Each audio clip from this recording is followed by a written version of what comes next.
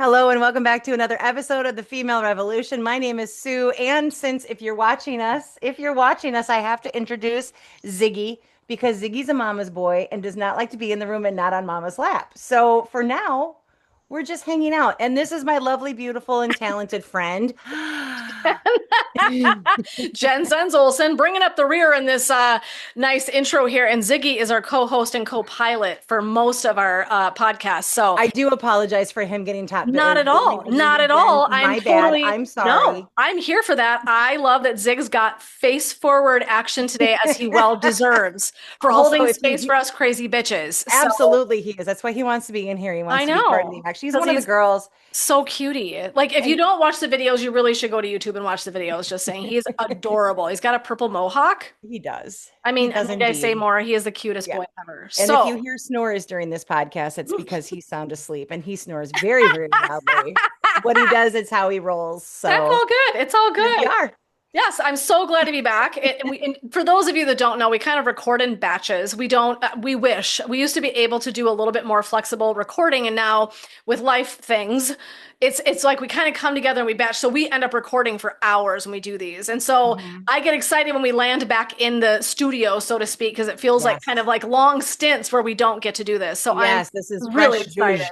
Yes, very. We've got lots of zhuzh. We have so many ideas for this podcast. It's going to be fascinating because we just got so many cool ideas coming up. So stay tuned, friends. Today's going to be fire, but there are more coming that are going to be, I think, completely knock your socks off style listening. So today, we're going to dive in. We're going to open with a song. We're not going to read the song. I don't have the lyrics. Sorry. I know I feel a little, but it is the perfect song. Today, we're going to be leaning into ways that we can kind of free ourselves from family healing and for family healing. So it's going to be very ancestral. We're going to be this is the stuff I live for, to be honest, and I've talked less about it. So this is like just this beautiful kind of awakening even for me, just talking about this so openly.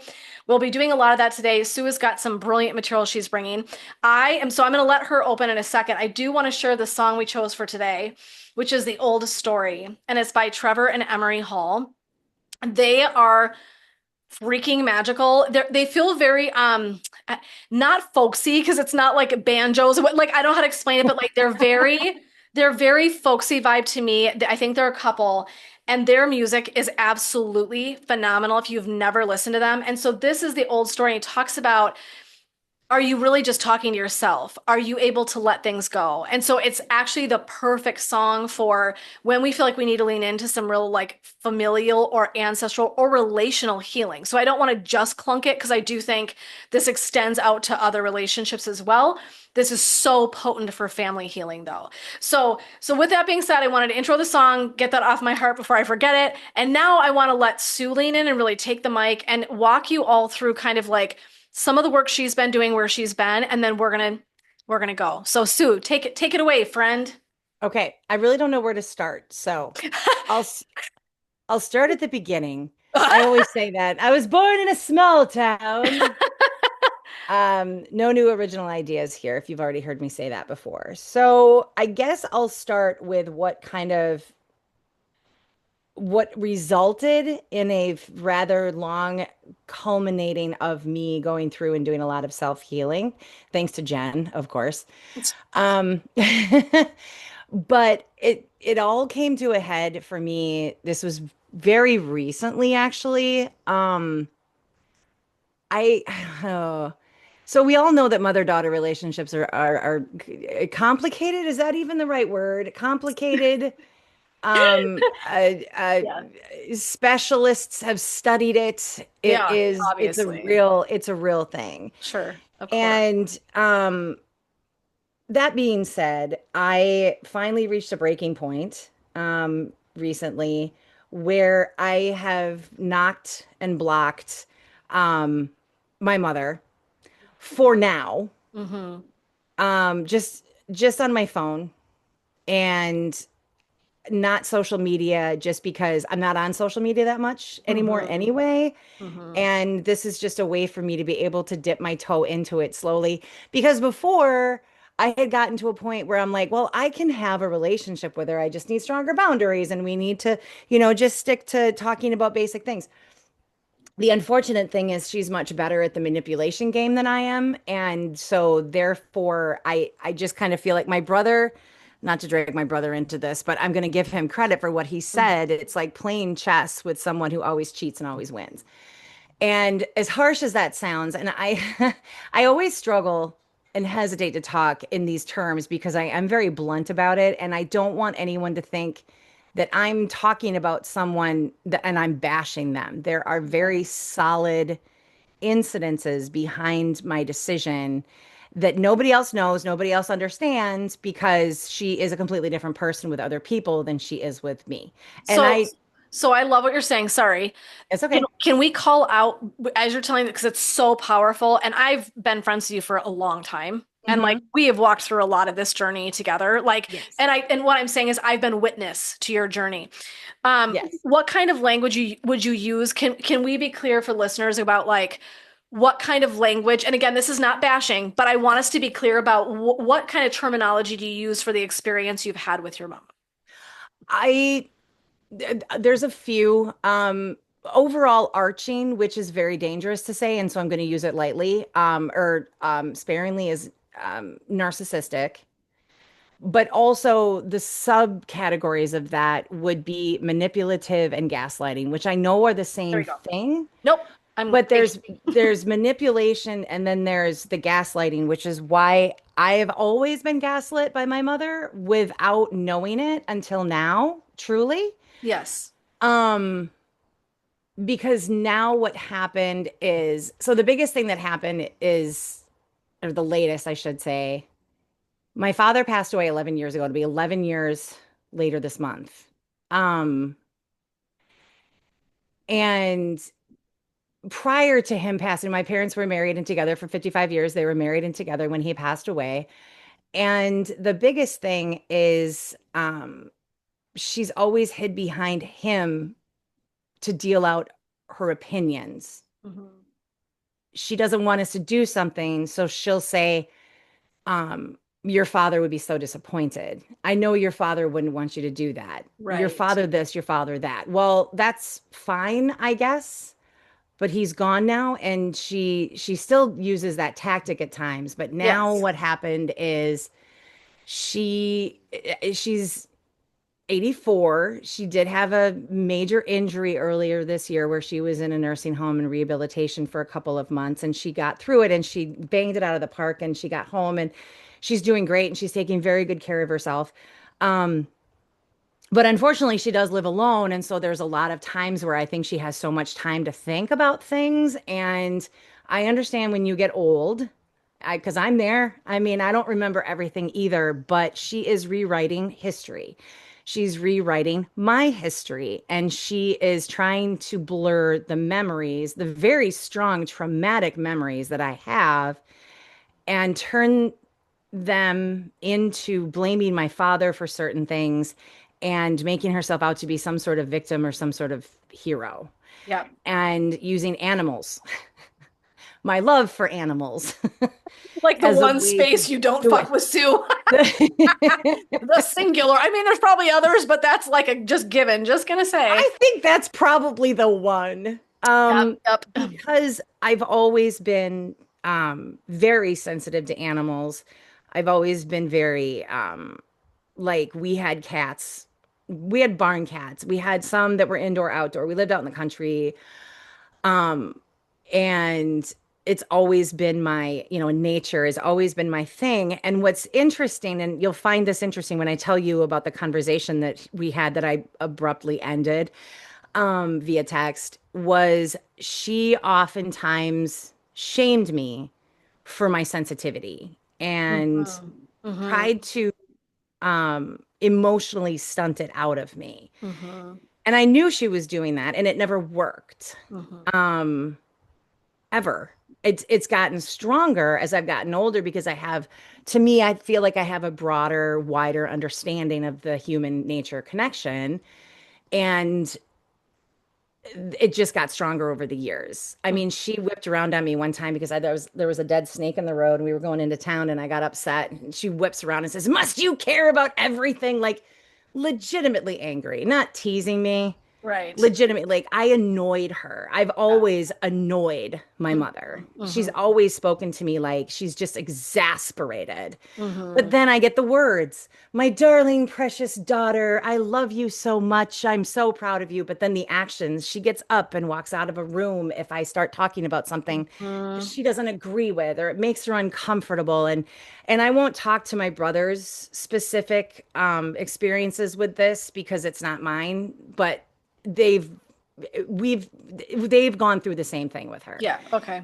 And I've reached a point where I'm not okay with pretending Yep. anymore, I Yep. guess. Yes. So she sent a really cute picture of me with our dog Katie, who was a hunting dog. We had her outside. She's very well taken care of, but she was never an indoor dog. Even when she stopped hunting, she was kept in the garage. She was never allowed in the house. Um, so she sent a picture of me with Katie, and it's so cute. It's a really, really cute picture. But she said, my favorite picture, precious Katie, and my favorite daughter. And I didn't take the bait because the times that I've heard from her where I haven't spoken to her in a while, Mm-hmm. she will throw animals out there. There was a time where I wasn't speaking to her Mm-hmm. because we had had a little falling out. She sent pictures of her dog. Mm-hmm. Please tell me why mommy's crying. Literally, she said that in the text. Please explain why mommy is crying. She can't stop crying. Why are you mad at her? I thought she was just trying to be cute, but when you really think about that, it's fucked up manipulated. It's messed up. I mean, it, so back to the most recent.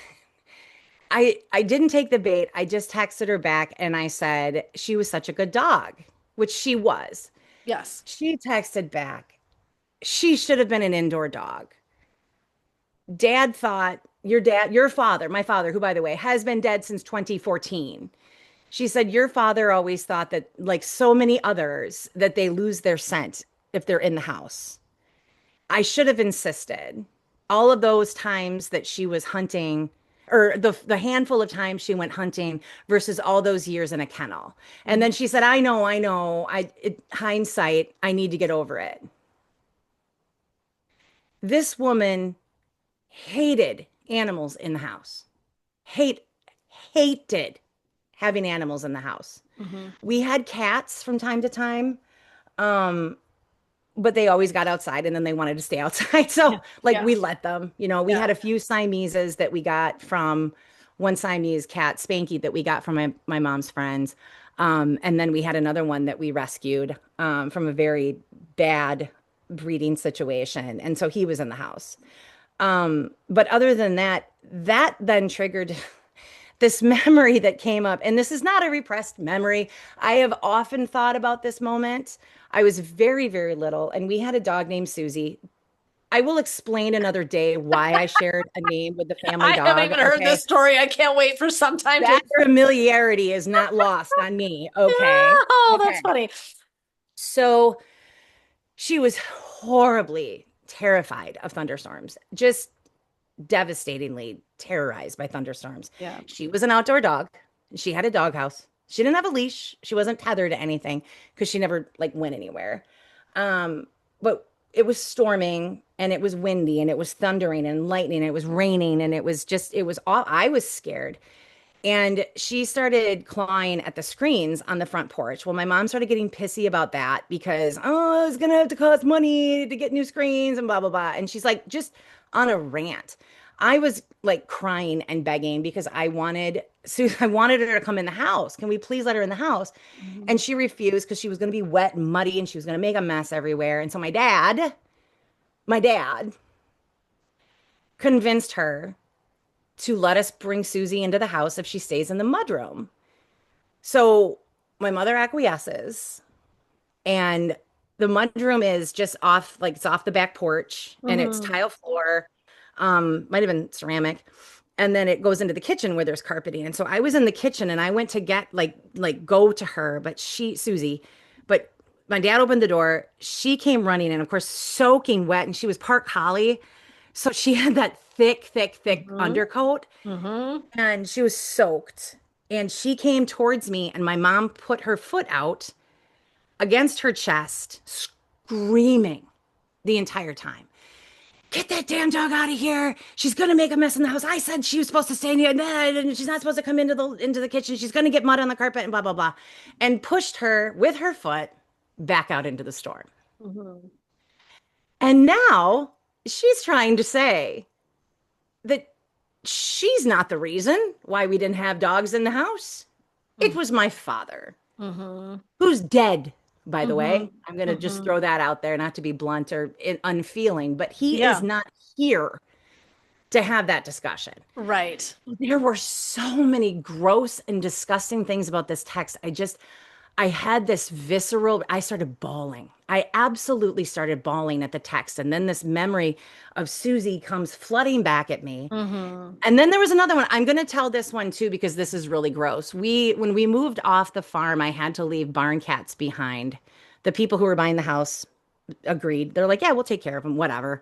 I don't know if they did or not. It doesn't matter. But I think they did. I was actually, I take that back. I was in school with the one, and I'd ask him every once in a while. He'd say, "Yeah, they're still there."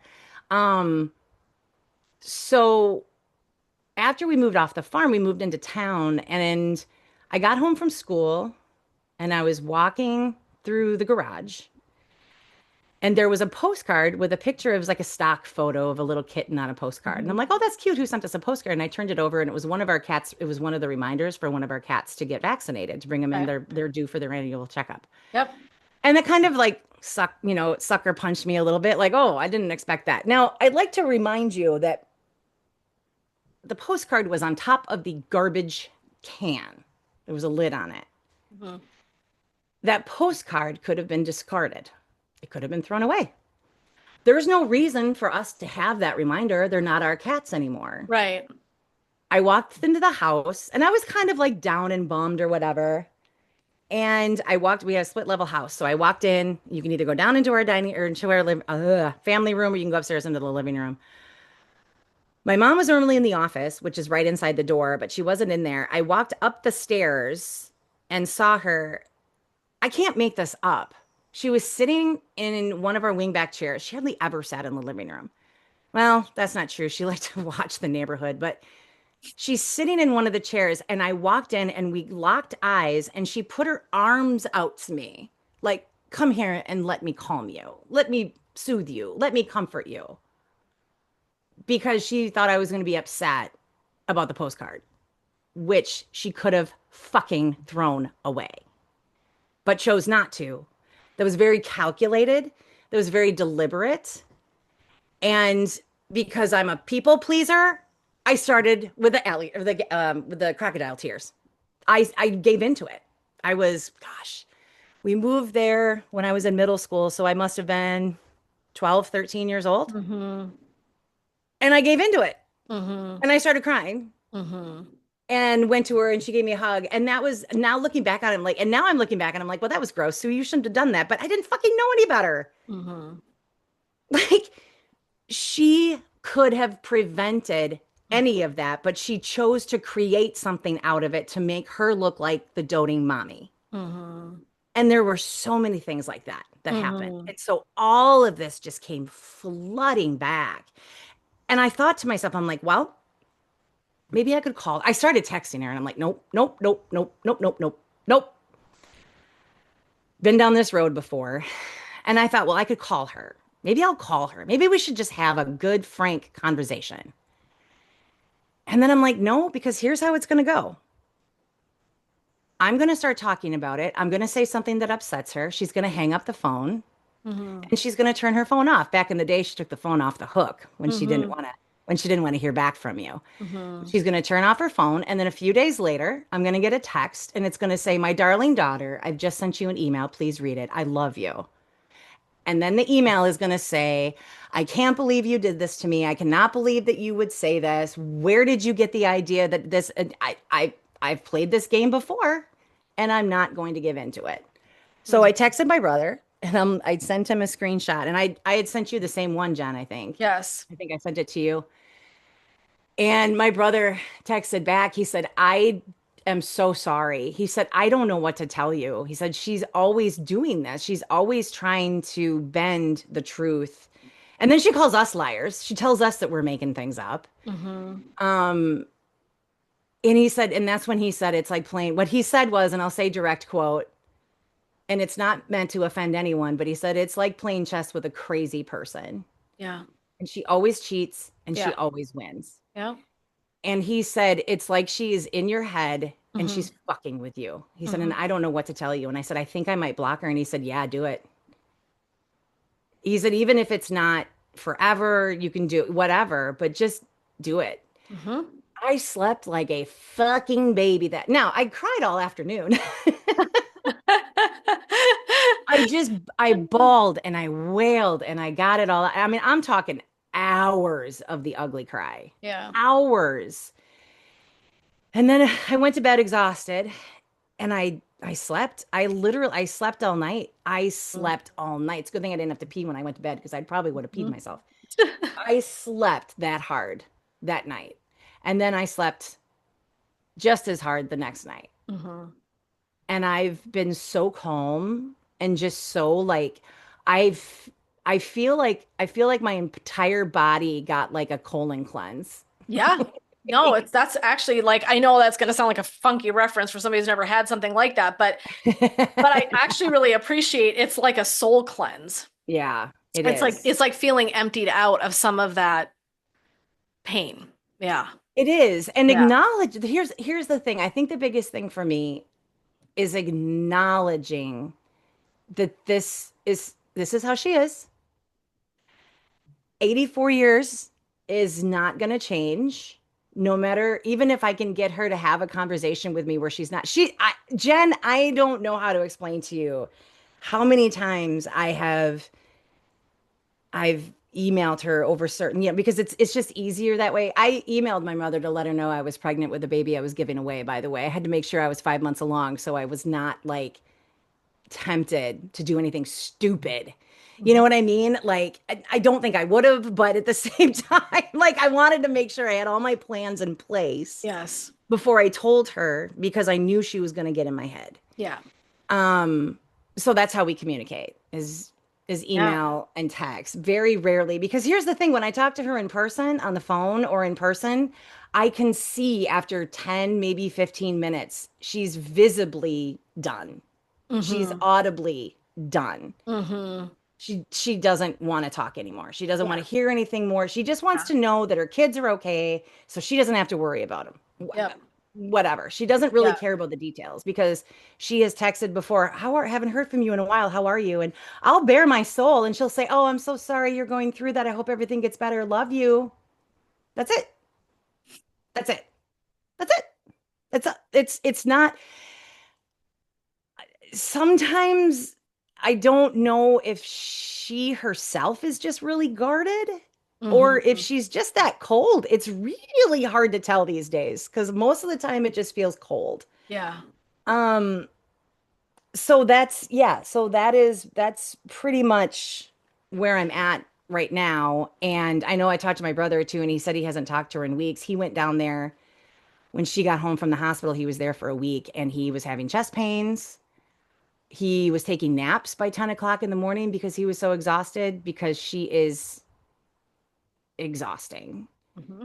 She's she's mean. She's just mean. It's so weird to say that. My mommy's so mean. She's a mean person. And I don't, you and I have talked about this before, Jen. Like, I don't even know if narcissism necessarily fits her. I think there's something just so much more cellularly embedded Mm-hmm. in her that I don't even know if it has a name. Yeah. Yeah. When you and I were talking, I mean, I think what I walked away with was definitely having this sense of like, again, and this is not diagnostic. So if you're listening right now, yes, I've got a background in mental health. We're not diagnosing anyone. We're talking Right. about what they look and feel like, right? So I don't want you to get like mired down in those ideas because that you'll be lost in the weeds for something that's unnecessary. But to Yeah. me, was really taking away was the moments where you feel crazy. And what I'm saying Yes. about that is when someone comes back to you and says their actions and their words don't make sense. They don't. Yes. Okay. That's gaslighting. if we're kind of going, am I crazy? Are you crazy? Did you say that? Did that happen? And they're going, no, it never happened. But you're like, the sure as fuck did happen. Like that's to me, those are that category is, and that's so common right now. We're talking about Right. these, right? Everything kind of gets like face forward in the news, this is then we start talking about it more freely and things like that. But that's really to me again and again, I'm not going to qualify was she a narcissist or any because I have had family Right. members in Right. my own life that I think have symptoms. All Yeah. of us do, right? Of certain things. Right. Like that's not Right. uncommon. Exactly. And none of us are But perfect too. That's the other thing I'd like to no, throw out there too. This no. is not me saying that my mother's a horrible person and I'm a saint. This is me saying my mother is a human who Yes. has some issues that Yes. I don't want to have to deal with, not Yep. because I don't want to deal with her, Yep. but because her ways are damaging to me. And Yes. I don't want to be around that right now. Yes. And that's everything to me. You and I had a lot of dialogue when this went down. Like we were back and forth, A like voice lot. memoing and like, so it was a lot. And it was actually really powerful to witness just, I think you coming out of this and taking and making yourself a priority. And so we're going to be talking about ancestral healing in a little bit here. We're gonna be diving into why is this important, right? And I'm already taking all the notes on the actions people need to take, so help me remember to circle back to that. But I really like a couple that I want to bring forward that I think you did really well that are so crucial. And one is acknowledging. I know it sounds so, if you're listening, you're like, okay, really? But there is something to be said for just like when Sue came back and talked to me, she was so raw. And she was like, I'm just seeing this and I'm just so in it. And like, I'm emotional and I'm like, I'm wrought and I need I to, was all the things. it was all the things. So it was so much, but like, I really think that there was something really powerful. And you used that word. I was like, wrote it down in big letters. I'm like, acknowledge, like the first thing you need to do in your life with someone that you need to do some healing work with. And we're going to talk family, but again, I want you to just know this extends to other relationships. Okay. But if you know there's something, acknowledge it. Like there is something really healing and just saying like there is something fucked up here. You're not saying Mhm. this person's wretched or oh my God and blaming and it can just be this is kind of a mess. And I Mhm. don't like how I feel in it. And I think acknowledging that there is something and acknowledging how you feel is really important. And the second piece that relates to that, because I wrote it right underneath my, like, as I was listening to you, like, we all need safe people to talk to. Yeah. So the other thing I'm going to tell you is please be very dialed in as to who are you going to voice memo, call, text, who are you going to chat with that's going to honor and hold space for you as you're acknowledging these things. And I want to be very clear, I'm going to give a PSA here to everybody. When I say acknowledging, I don't mean telling somebody what they need to do. I also want to be very Mm. clear that Mhm. I think that sometimes in our culture as human beings, because we love people so big, like our answer is, I got the answer for you. Yeah. Oh Like, my gosh. do Yes. not do that, please and thank you. I'm so That's guilty of doing that. I'm I'm so working on fierce it. about this because when we do that, what we inadvertently do is we tell someone in an unspoken way that we don't trust that they have their own solution. Right. I Yes. know that's not our intention, That's how it comes across. that's how we can receive it as like, and also we also receive it as support and love. Like if we know somebody well enough, we know somebody's intentions are not to be an asshole, but also this is a reason I'm like finicky about my retreats. And like, I don't invite women to come in and dole out all of their suggestions to other women at a retreat. No, no, no, no, no, no. Or an Yeah. event that I'm hosting. No, no, no, no, no. We don't assume someone's broken and doesn't have their answers. Correct. Ever. So the thing I'm going to really ask of you as a listener, if you're the receiver, so one, please be strong women. And if you're listening and you're men and you're like, here, I'm here to support women or men, put your big muscles on in your emotional like IQ. And when someone dials into this, witness it. And then you can say to them, wow, this is hard. I can hear that this is so tough. I can hear how emotional you are. What do you need to do right now? Hmm. Right? And then Sue and I did dive in because we've been friends a long time. So we did talk about some healing things, which we'll get to in a little Yeah. bit. But we did talk Yeah. about some things. I sent her a song that I was like listening to. I'm like, Sue, this song, and it's REO Speedwagon, Time for Me to Fly. And Yeah. I was crying listening to it for Sue. Like, Yeah. I was like, oh my God, woman, I'm literally rocking out to this song so hard and screaming at the top of my lungs as I'm getting ready in my bathroom. And it's like in honor of you. Like, she was ready to fly for her own peace. She was Yeah. like, if I have to leave this situation, even if it's momentarily, because I have to honor myself and my feelings, then that's what she had to do.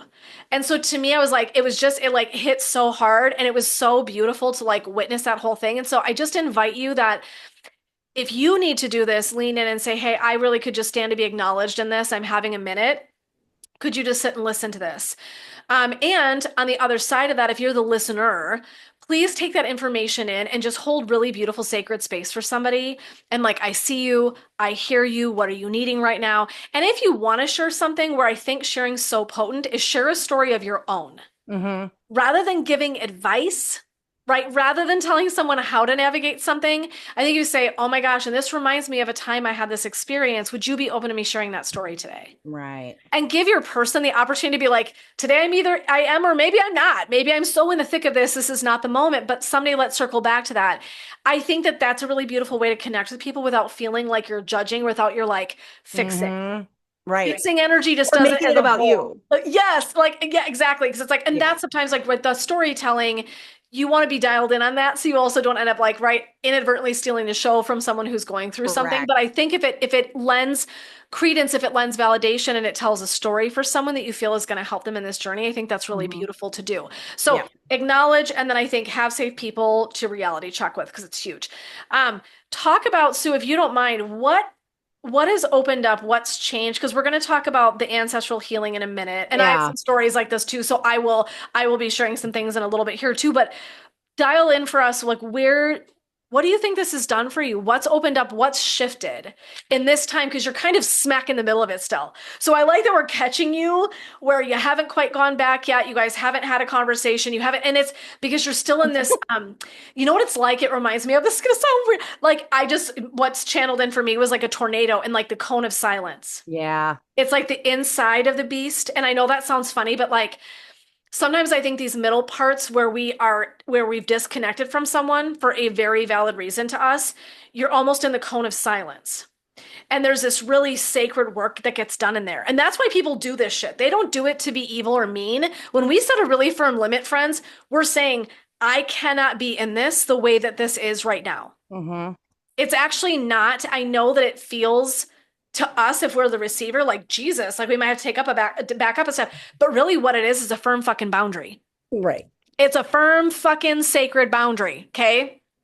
So I think it's really beautiful to like capture the work that unfolds in that sweet space because that's where the freedom exists, where like the step back is the sacred pause. And I go, okay, what do I need to do with this time?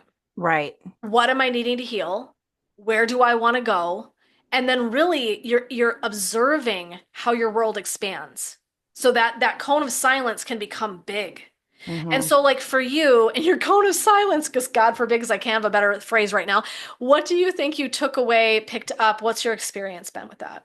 I always say the eye of the storm, and the eye of the storm is obviously that's the very dead center, like you said. That's the cone of silence. It Yes. really is because that's Yes, where you're in the middle of a tornado, but you don't you know that are. there's a fucking tornado. Exactly, exactly. Yes. Um, and that is where I'm at. And so for me, rather than just be like angry or hurt or upset or feeling vengeful, Hmm. what I've done is I've obviously blocked her, Hmm. like taken that action, which is more symbolic than anything. Sure, Because sure. if I were to unblock, and it's so silly too, because if I were to unblock her, which I can do anytime, this is not permanent, but if I were to unblock her, and if I'm not ready, Yes.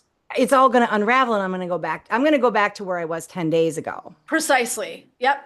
So if we Or, don't honor that, you're right. likely to go back, right? Because that's what Exactly. we do. It's human. Yeah, It's it's human. human. Yes. And so for me, it is okay, what am I going to do with this time where I don't have her voice in my head? I don't have her opinions in my head. Because that's the other thing with me too is every move I've ever made in my life, and this is not her fault, but every move I've ever made is her voice is in my head. Yeah. Right. Whether it be, well, what did you do that for? And I'm very disappointed. And why did you do this? And Yes. whatever. I mean, like, and she's so crafty too, because I have posted things on Facebook before, which to me, Facebook is just Facebook. I'm not going on and talking about really anything of substance. Yeah. I like seeing pictures of my friends and their kids and their grandkids and their pets Right. Right. and their vacations and their musical weekends and stuff Yeah. like that. It's never I always try to keep it lighthearted, Mm-hmm. as much as I possibly can. Mm-hmm. And I would post things and she would text me, what does that mean? Or I don't post anything about mothers and daughters anymore because I did once and it was about like waking your parents up in the middle of the night to come get you and get a ride, which by the way, we were never really allowed to do. I mean, like it's after 9 o'clock, don't call. Are you dead? I'll come get you from the morgue because Right. mommy needs her sleep, right? Uh, So I said something like she wouldn't be happy that I woke her up, but she'd be more than happy to come get me or whatever. She focused on that one thing where I said that she wouldn't be happy or she'd be upset or Right. something. I Right. can't believe you think that of me. Is that really what you think in a text? So it's not on Facebook where everyone else can see it. That's Right. where the gaslighting Right. and the borderline to me narcissism comes in Mm-hmm. because she's not going to let any of her friends see her say that. She's not going to let any of my friends see her say that. Mm-hmm. She's never said anything to me mean and nasty in front of other people. I can guarantee you that in all my 50 years, the Mm-hmm. nasty shit she has said to me has Right. been spilled into my ears in Right. silence as Right. a whisper. Right. Right. And so what I want to do now, what I have been doing now is just literally not only blocking her number, but blocking her voice. Yeah. And so when Jeff and I got ready to we went to Michigan for a quick trip this last weekend. And I didn't have her voice in my head saying, should you be spending the money? Should you be getting the gas? Should you be this? Should you be that? Because I'm 50 and it's none of her fucking business, but Mm-hmm. she'll make it her business. Mm-hmm. Um, and so I blocked that portion of it. And then in thinking about, there's some things that I really want to do. I want to really amp up some of the things, some of the dreams that I've always had of doing um, for a living. And I want to amp a few of those things up. And I'm really trying hard to push her because it's always, can you afford to do that? Do you really think that you can make doing like she's so opinionated and so like she does it in such a way. I'm trying to think of, well, you should really think about that because you're not very good at XYZ. Um, and kind of putting it back on me, like, okay, now Mm-hmm. it was my decision to not do this. Mm-hmm. I was going to go to, like, going way back, I was going to go to vet school. Well, you're not very good at science and math, so maybe you should reconsider it. You're really good at writing, maybe you should go to school for writing. Mm-hmm. Well, Jeffrey has said this before too. Get a tutor. Yeah. Right. I'm telling you what I want to do. So, but now you're Right. telling me to take the easy way out and make a Right. decision against what it is that I've always wanted to do my entire life. Right. Up Yep. to that point, it was like 16 years, but still, Yeah. I want to be an astronaut. Well, you're not smart enough in math and science. You can't be an astronaut. Mm-hmm. Any of these things, though, any Sure. of these things, Sure. he's going to say, I never said that. Yeah. These are not conversations worth having. I am never, ever, ever going to be able to have these conversations. And if she listens to this episode, hands down, I probably won't ever hear from her again. Okay.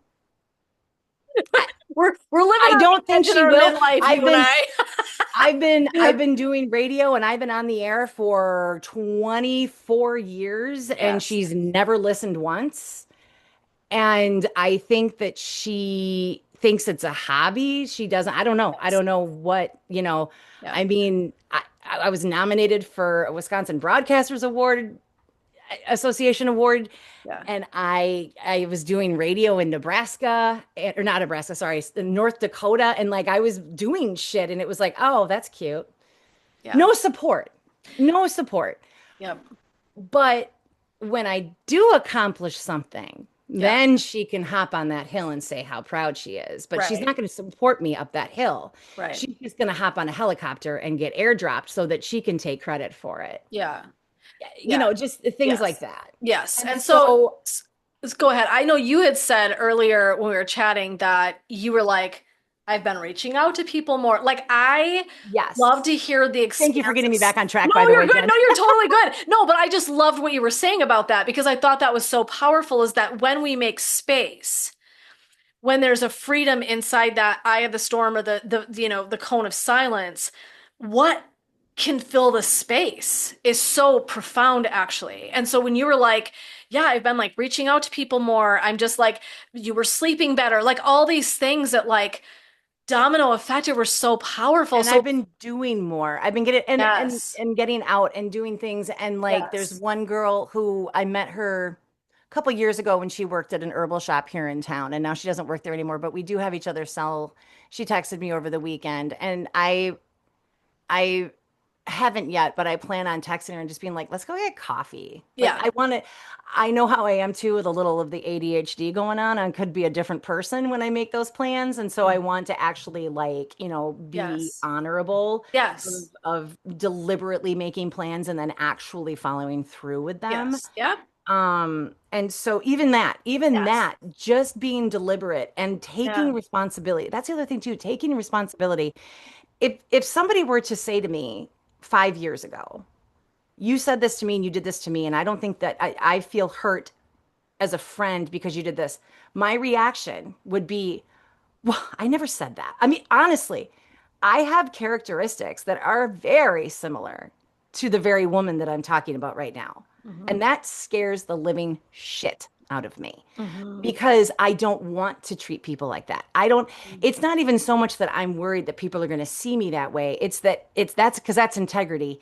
I don't want to be right, that way. right. I don't want to be the person that friends can't rely on or that they think that they can't tell me when I've hurt their feelings or I've said something Mhm. wrong or whatever. I don't want to be that person because that's I was becoming that. It's divine And accountability. I mean, what you're yeah. talking about, and it's so powerful. And we're going to probably talk about it as its whole own podcast one of these days because I love this subject so much. Hmm. But I love that you're honoring divine accountability for how you show up too.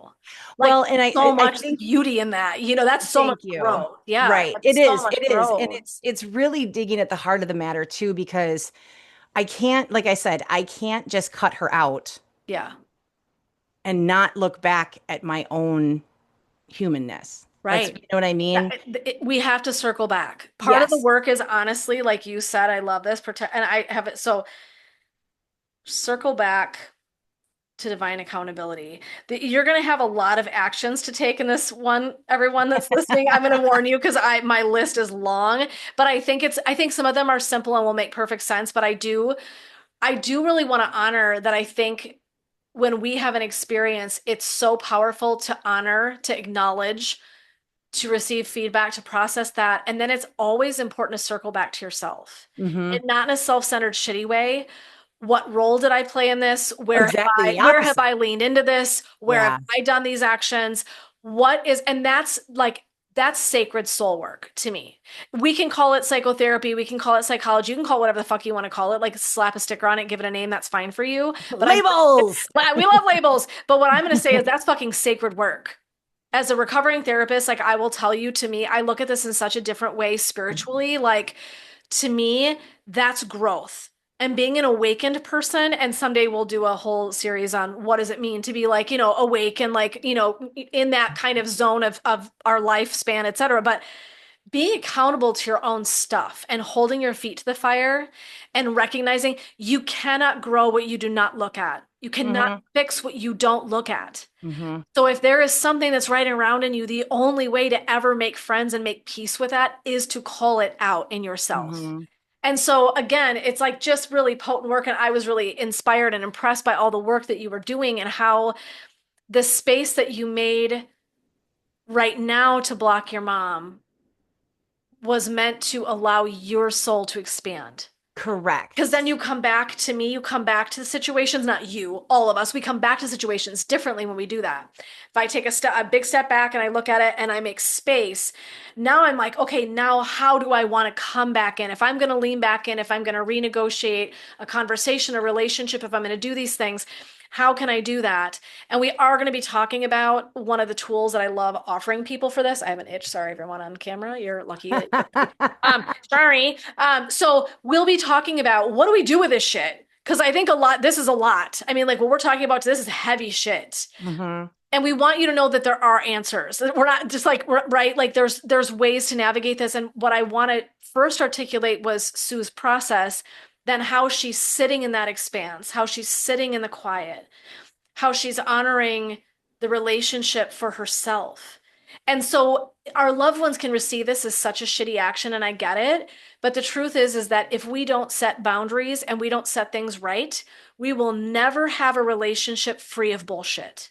Correct. Every relationship you have, friends, where you're not doing this work, you're carrying it's like a fucking sack of rocks. Hmm. And like, I'm so done carrying rocks at midlife at 50. I'm almost 51. I'm like, fuck the goddamn sack of rocks. I'm so over it. Like, I too have had family situations recently, the last couple months. I am so done Yeah. carrying the sack of shit. Yep. So it's either I'm going to be able to set that fucker down and we're going to find a way to have some peace, or we might not have a relationship. That might be done because Well, there's, you know what I mean? Like, yeah. I get to the place where I'm like, okay, I'm going to honor my peace at this stage of my life. And hopefully it doesn't have to be that intense of a solution for us, but sometimes honestly, it is.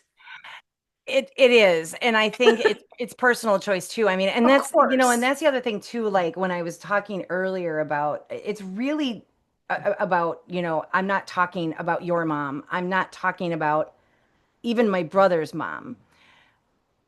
Having these discussions with people, that's why I do have a very small circle when it comes to these Yes. discussions, Yes. because Same. I do too. broadening it up, you're going to have different people in different situations. Well, I Yes. only wish I could still have my mom around. Well, no, that's not true. She meant this. Well, she's Right. getting up in age, so maybe she doesn't. No, no, no, no, no, no, no, no, no, no. None of this is new. Right. Exactly. This is how I've lived my life Yes. from the very beginning. Yes. And as a child, normalcy is set before you're even born. Mm-hmm. I didn't think it was abnormal to have a mom that screams at you when you Yeah. wake her up. I didn't think it was abnormal to have a mom that screams at you when you ask her for $1 to go buy a candy bar. I didn't know it was abnormal to have a mom scream at you for doing nothing. Right. I just thought mom screamed. Right. I never knew what was going to make her scream. I never knew what was going to make her lose her temper because she never knew. Yeah. She is in and of herself. If she's closed off, she's not acknowledging. Everyone else is the problem. Everyone else is stupid. Everyone else is lying. Everyone else is out to get her. Right. There's none of that accountability or any Right. acknowledgement whatsoever. Right. I never got an apology from her that was not followed up by a but. And that kind of thing, that for me, my healing with my mom, where my gaslighting experience, and this was even honestly, which is funny, I don't know that it was an intentional gaslighting experience, but at 17, when all these things went down with my mother and we thought she took her life for a week or two, when we went to court and we had to stand and try to defend our mother in a court of law, which is not Mm, something most of us ever have to do. Like, what was so mindfuckery was one, this was a person that I mean, my sister will say to this day, like, I thought my mother was perfect. I don't know that I had that. I think I had a different takeaway, but I mm, totally respect where my sister was coming from. Like, I thought our mom was perfect. So I didn't know what to do with this shitstorm that landed in our laps. And I don't know that I thought she was perfect because I don't think I'd achieved that place yet. I think my sister was a mm-hmm, mom. She was in a different season of life, right? mm-hmm, I was more, who the fuck are you? What, like, mm-hmm, how did we get here? Like, how is this actually happening? And then what we looked like on the outside and what we were on the inside were two totally different things. That's the mm-hmm, gaslighting piece for me. Wasn't that mm-hmm. it was my mom was so good at holding a face forward. Yeah. And I think, during that time, like shit was out in the news, like for us, like it wasn't a big front page, but it was in the It was news. in Like there. that is Yeah. so awful and traumatic. And like, so to live this one life till this big gigantic shitstorm in your world and then have everything implode and now you're questioning everything. And I Everything. think what's so hard is the residual of these things, and I'm gonna call that out briefly because I don't want to spend time in it. I want us to talk about healing it because I feel like Yeah. like this shit's heavy, and I get it. So if you're listening right now, like, oh my god, like hang tight with us, please. But I want to say like what happens to us when we go through this. What I'm hearing between Sue and myself is I didn't know if I could trust my mom again. That took me Mhm. so much time and energy to heal that. But what's worse, friends, is I think I question trusting myself. Mm. Like if I didn't see this in you, like what the fuck was I doing? And like, what if I do this? I was like, what if I do this? Like, I went to therapy to figure that shit out. I was so terrified. I was scared to have a kid because I'm Yeah. like, I will not do this to another human being. It was so fucking fierce. I can't talk about it now and still not be fierce. I Yep. will not do this. I'll do other fucked up shit. Trust me. Trust me. Trust you me. I've done some other fucked up shit as a mother. I was like, I will not have a child and do this to another human being. Right. So it's so awful the way these situations pervade us, and what they do is they create anxiety. Like when you think about, right, like this is the ultimate anxiety, and this is so back from harken back to the therapy days. If someone grows up in an environment and they're always walking on eggshells, and Yep. we don't ever know what's coming, and we don't ever know what we do, and we don't understand why the response is the response, you're anxious all the time. Your nervous system is always on board because Medicated. I know, totally, because we didn't fucking know what to expect. Right. So you have this internal thing that you kind of do to try to protect yourself, but there's so much fucking anxiety and there's a lack of trust and there's these big relational pieces that get kind of fucked up for us. And it doesn't mean Mhm. we're fucked up, but it means it's the work we're going to have to unravel and do for ourselves Right. because I don't want to be in that place. And like, and then the hanging on to it and being so pissed. Like none of Right. that was serving me. I Right. understand all the feels. Don't get insane. It took my mom a very long time to have a proper apology that wasn't, well, I did this because blank, blank. I don't Right. care why you did. Don't care. Uh-huh. 0% give a fuck. Yep. You're going to give a goddamn permission, say, I'm sorry. That's it. Yeah, I don't need not extra words. I don't not need I'm sorry you're but crying, and but I'm sorry you right. feel that way, but But the that's only reason I did that is because but Nope. Nope. Nope. Nope. no. Nope. It's a no. It's just a fucking no. And so it's so ironic to me that even for my mom and my mom and I healed this. You guys have, most of you have probably heard me talk about this. My mom had healed this. And so thank God. But I just want to say, I mean, it took her from the time that we didn't talk after our big conversation a fucking month to send me a card where she said, I'm sorry. She didn't even actually audibly, Voice it. that's all I fucking needed. And literally, I was like, okay, cool. I can let this go. That's all two fucking words. For how many years did that go? Probably 10, 8, 9, 10 years. Wow. Jesus Christ, we almost did not have a fucking relationship. And all Right. I needed was two goddamn words. Right. So I just want to lay this out for anybody that's listening, because if you've experienced any of this and we're triggering you for forgive, first of all, for activating Yeah, right sorry. now, you're like, ah, but also we're gonna have honest fucking dialogue here. I mean, this is how Sue and I would be talking if we were just having a conversation, just the two Mhm. of us. So you're gonna hear gnarly things and you're gonna hear the real of it. So I don't want us to cut that out because that's why we're here. I want to be fierce and I want to be revolutionary in how we truth tell. But I also understand that this can be activating for you. So just know that there are answers though. Let's start talking about what are the answers. I want to lay out these, right? These are the things, the vibes we get. Trust me, again, I've said I've had a couple family wingdings lately where we've had to set some boundaries.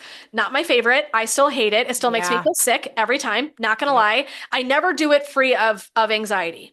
Ever. And I want to make that clear too, because I think there's kind of a fallacy that we have as revolutionaries that like we'll do it and it'll feel good and it'll be easy. Like, no, nope, put that shit away. Maybe in a Right. real solid moment when you're real emotional, you're able to like block and be like, "Rah!" And then later, then you're sobbing and you're having this Yeah. gigantic release of stuff because yeah, you like hung on to all this shit for so long and it's so stressful. Yep. So like I want to just give bandwidth to that experience and that journey so that you don't have this idea that like it's going to be streamlined and easy, Right. because that's not the case. No. It's fixable, it's workable, and it doesn't always mean that the relationship itself is going to be fixed because some things are so toxic, they're not fixable. Like, Right. I'm going to say that to you with all the love in my heart. Like, as a therapist, when I was a newbie, I was so Pollyanna and I was like, everything can be fixed, everything can be. And the longer I did it, the Yeah. less and less I actually believe that. There was Yeah. there was a handful of people that came in and worked with me, and it was not a large amount of people, but there was a small group of people that came in, and I was like, I don't know how to help you because this Yeah. is so toxic.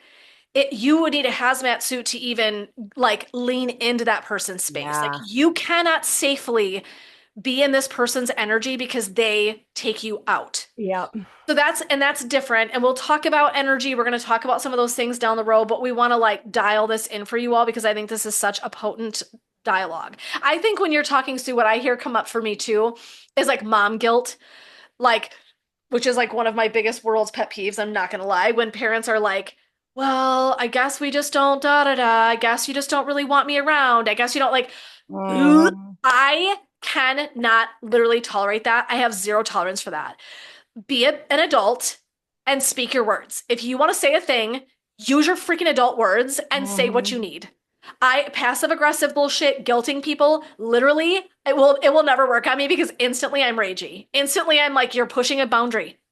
And you're pushing a boundary in such a manipulative way. It's not even Right. like a I need to set a limit for myself. No, you're being manipulative and passive aggressive. And like I will not lean into that shit no matter no how. I will not do No. it. If you want to say something to me, say it fucking directly. Otherwise, keep it to Well, and yourself. that's yeah, exactly. And again with the whole second guessing thing too, the tactic and the tools that she had in place, especially to throw my father under the bus, Yeah. was I believed her.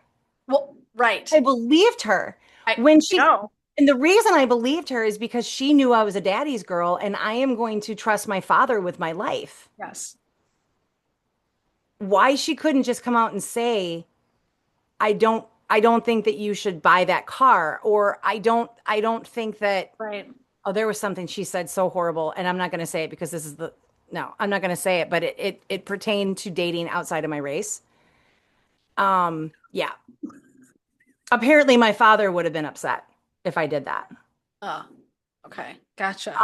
I also am dealing right now too with I'm trying to consolidate it in my head as far as like, do I do anything with this or do I just have some sort of ceremony and let it go?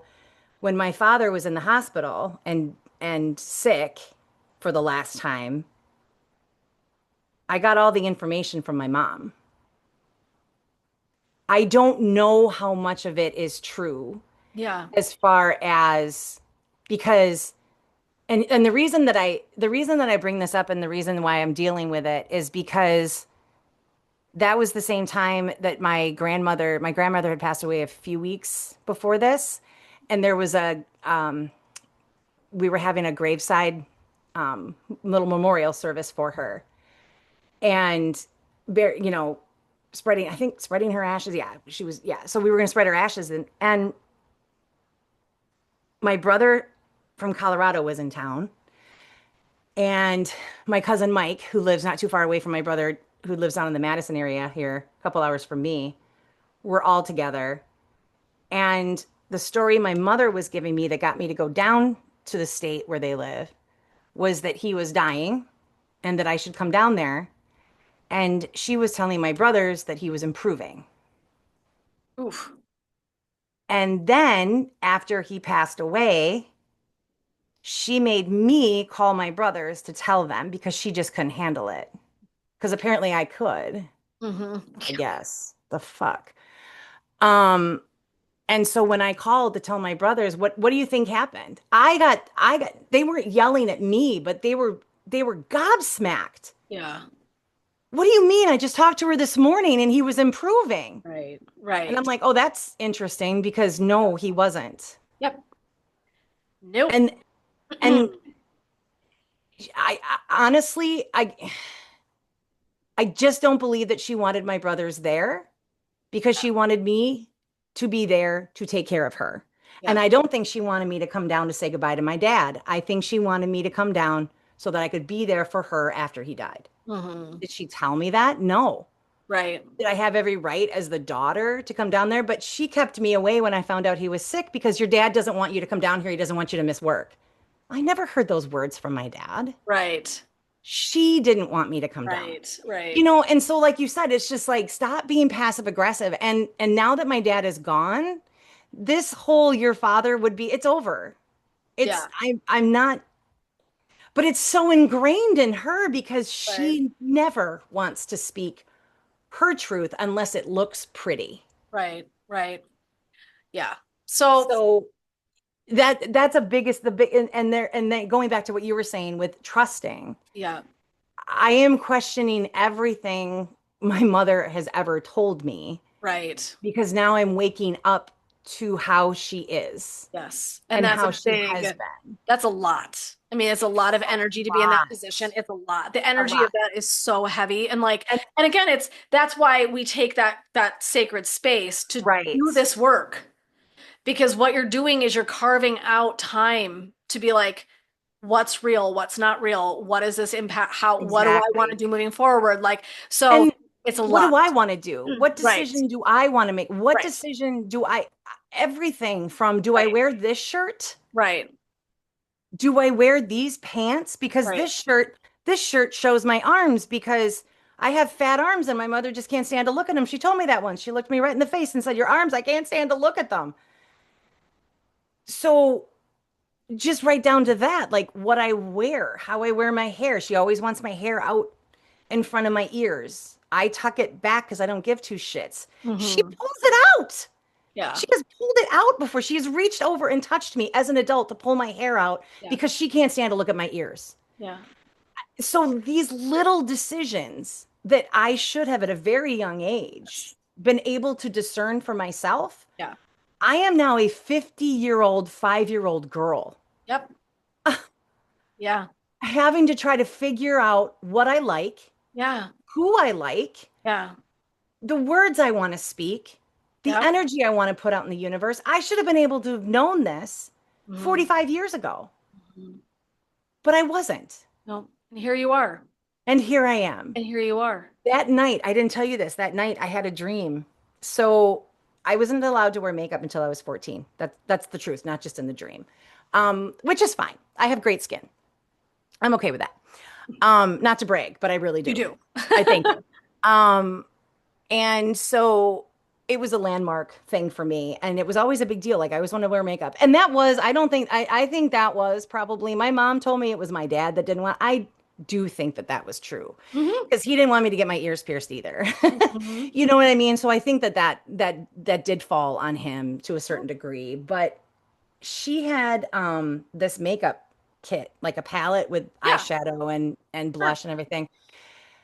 And I got into it one time and she screamed and screamed like I'm not allowed to touch her makeup. I'm not allowed to touch her jewelry. I'm not, which is fine because that's a parental boundary that I totally respect. However, her reactions were always so much bigger than they had to be. Right, Like you didn't know if she was angry at you for getting into her makeup or because you took a gun and shot up the car. It right, it it could be it doesn't matter. The reaction's right, always the same, right. which by the way is a trait of mine.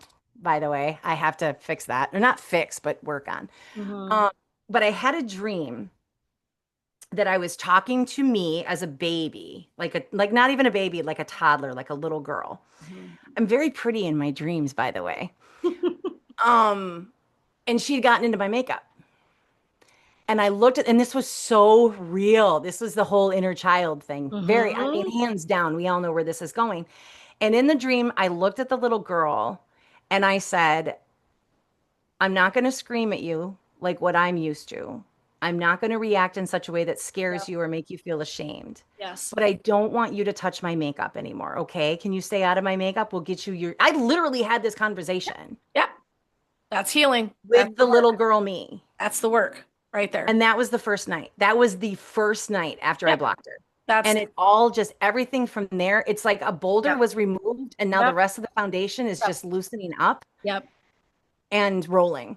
It has constant every single day, every And day, so, all day. so one of the other things that happens is when we do this, you naturally channeled in. So I'm going to use language today. Y'all are going to get used to this because I'm going to be talking energy channeling, all sorts of shit because my psychic stuff has gone through the roof. Some people I went call it woo woo. and I don't Keep give a going. fuck what somebody calls it. And I hate calling it that. I love So woo woo. I Bring on the love woo all woo. the I love all the stuff. So what's neat is you by blocking your mom opened a channel to yourself again. Correct. So when you're able to sit and go in and have those dreams and have some healing, we're going to talk about momentarily, that's you healing yourself. It is the Mhm. coolest effing thing on the It planet. is. But there's something about making that space that we talked about that also allows us to then receive really beautiful information again. So, what I want us to make the link to is that sometimes when we're gripping and we're holding and we're in relationships or we're not speaking our truth and we're not being truthful for ourselves, like radical fucking truth telling, you're also blocking really great shit flowing into your life. Mm-hmm. All of us, same, myself included. So Mm-hmm. I want to just point out because I love that so much that you naturally went in and did some healing. And so some of the stuff that you and I dialogued about was also some healing that we are going to be doing actually. So I'm Mm-hmm. excited about that. Mm-hmm. So we're going to talk about that next because I want us to get into the place where we're talking about, okay, yeah, this is a lot. Now what? Right? Because I think this is Yes. so let's talk through the steps. I'm going to walk through steps quickly and then we're going to talk about a really powerful way. We're not going to do it here. I'm actually hosting a healing workshop, but I'm not going to be talking through the entire process too long. But just know that this is really beautiful, potent stuff you can be using. So, some basic actions. One is acknowledging. So, we already talked about that first, acknowledging what is happening. And and then two, having safe people to talk to. Who are my safe people? Setting fierce boundaries. Boundary setting is such fucking sacred work. I will say it till I'm dead. I guarantee you, I am such a boundary cuckoo. I mean, like, so big. I've been in a lot of family situations and a lot of environments, people who have zippo fucking good boundaries. Yeah. So I am like psychedelic about it now in its entirety. I want you to take action for yourself. I know that sounds funny, but it's like, what do I need to do with this? It might be blocking someone, but it might be a conversation. It might be giving some distance between yourself and someone else for a minute. There's a lot of solutions in this. They don't all have to be like really huge. They don't, I mean, but I want you to take some action. And if the start of that action is sitting with a friend or a therapist or a mentor and processing about it and then deciding, that's great, right? I want you to take some action because there is something about finding momentum in ourselves and moving that energy that helps you get unstuck too. Because energy gets stuck in us, it gets bundled up. And so when we start moving and doing things, taking action, talking, crying, those are all releases. That's action. So those things are going to help break up that stuck energy. Very, very important. Use meditation and healing tools that help. We're going to talk about that in a second. That's going to be the deepest part of our chat today. Speak your truth. Holy shit. Even if your voice is wobbly, even if it doesn't feel like articulate the way you like, I want you to speak your truth and I want you to claim it. It's so important. This is so healing. Using your voice in this chakra space in your body is so fucking important to your healing. Okay. Protect your peace. This is just a PSA. Protect your fucking peace. If there are things that are leaning into your peace, I want you to pause, step back, and look at that and like evaluate. Because shit that messes with my peace anymore, there's the door. Just saying. And then circle back to divine accountability, which is really where Sue went kind of early in our chat, which was like, how can I now take care of myself, honor myself, love myself? Are there actions and words or things that I do that I'm finding aren't as flattering? They're not really in alignment with who I want to be. How can I show up to that? So this work isn't a mean-spirited, revengeful thing, friends. Like I think that we get in the space like, ooh, cutting someone off and doing that. Oh, no, no, no, no. These are making grand space for you. That's the easiest That's part. the easiest part, friends. The rest of it's the stuff that's going to be the hard work for me and for my opinion. And that accountability of like, wow, damn, do I show up and do these things? Have I participated? Where have I participated unknowingly in Mm-hmm. allowing these things? So my thing is when people Mm-hmm. violated my boundaries, I allowed it. I could be mad and be victim the live long day, but the truth is, I fucking allowed that shit to happen. So now when I have a bad moment and I step back and go, ooh, and I'm not mean to myself in this. I want to be very clear to you, Mm-hmm. but I allowed that.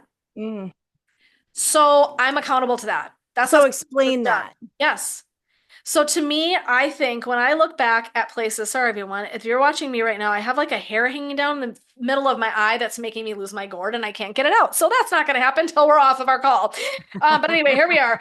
So for me, what I think about is when I have tolerated a lot. This is my divine, I'm Mhm. just going to do a divine accountability chat with y'all. I've tolerated a lot of shit.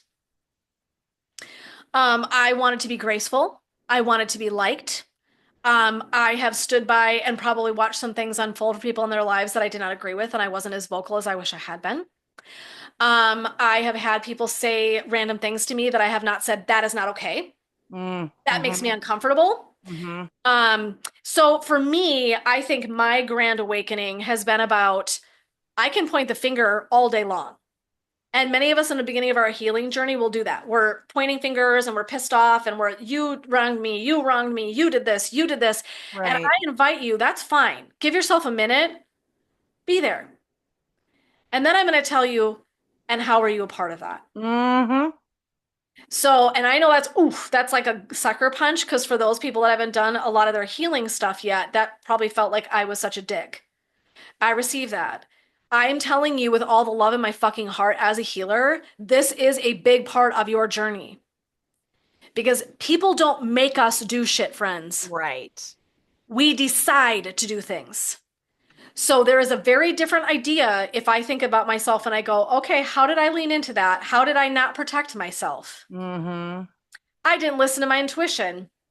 I squashed my truth because I thought it might be not as likable. Listen, friends, I have honestly, politically, rarely said my fucking truth. I am liberal. There you go. I just said it. I am liberal. And I'm going to tell you that I am all about human fucking rights. If you want to go the live long, let's go fucking toe to toe. I am going to show up for human goddamn rights. In Mm-hmm. every, I don't care what side you are, and I'm not talking politically today. Right. But Right. I'm going to say, Exactly. have I been sometimes quiet because I thought, ooh, that might offend someone.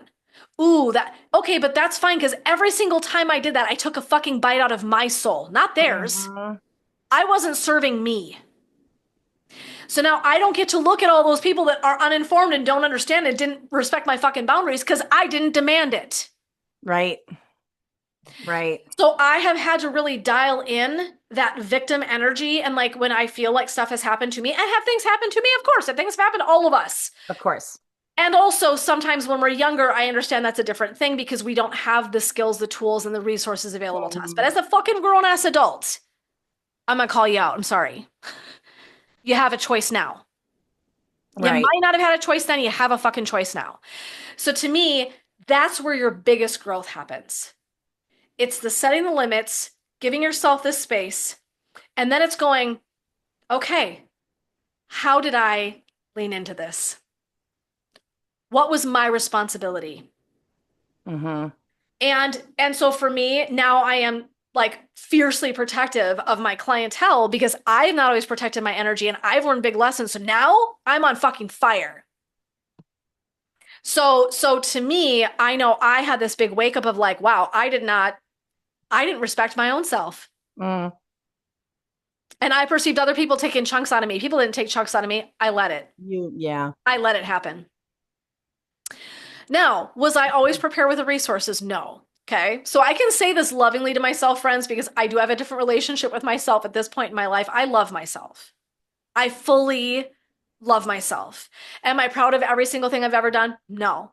Do I see fault in myself? Absolutely. I see my humanity. 1,000%. Mm-hmm. I'm never going to mince words on that. But I'm also saying this today from a place of absolute love and honor for myself and the journey that's brought me to this place. And I'm also going to say it is my goal to be the best version of my fucking self in this lifetime. That's going to take some real serious, honest conversation with myself. Where have you had leaky boundaries? Where have you had leaky energy? Where did you allow people to come in and take up more space than was appropriate? Where did you do that? Why did you do that? and I can have compassion for myself. Oh, I did Mm-hmm. that because that's what I knew. Oh, I did that because I was scared and I didn't trust. Oh, I did that because I was anxious. I can list for you the reasons. And the truth is, my friends, is that all of that makes us who we are.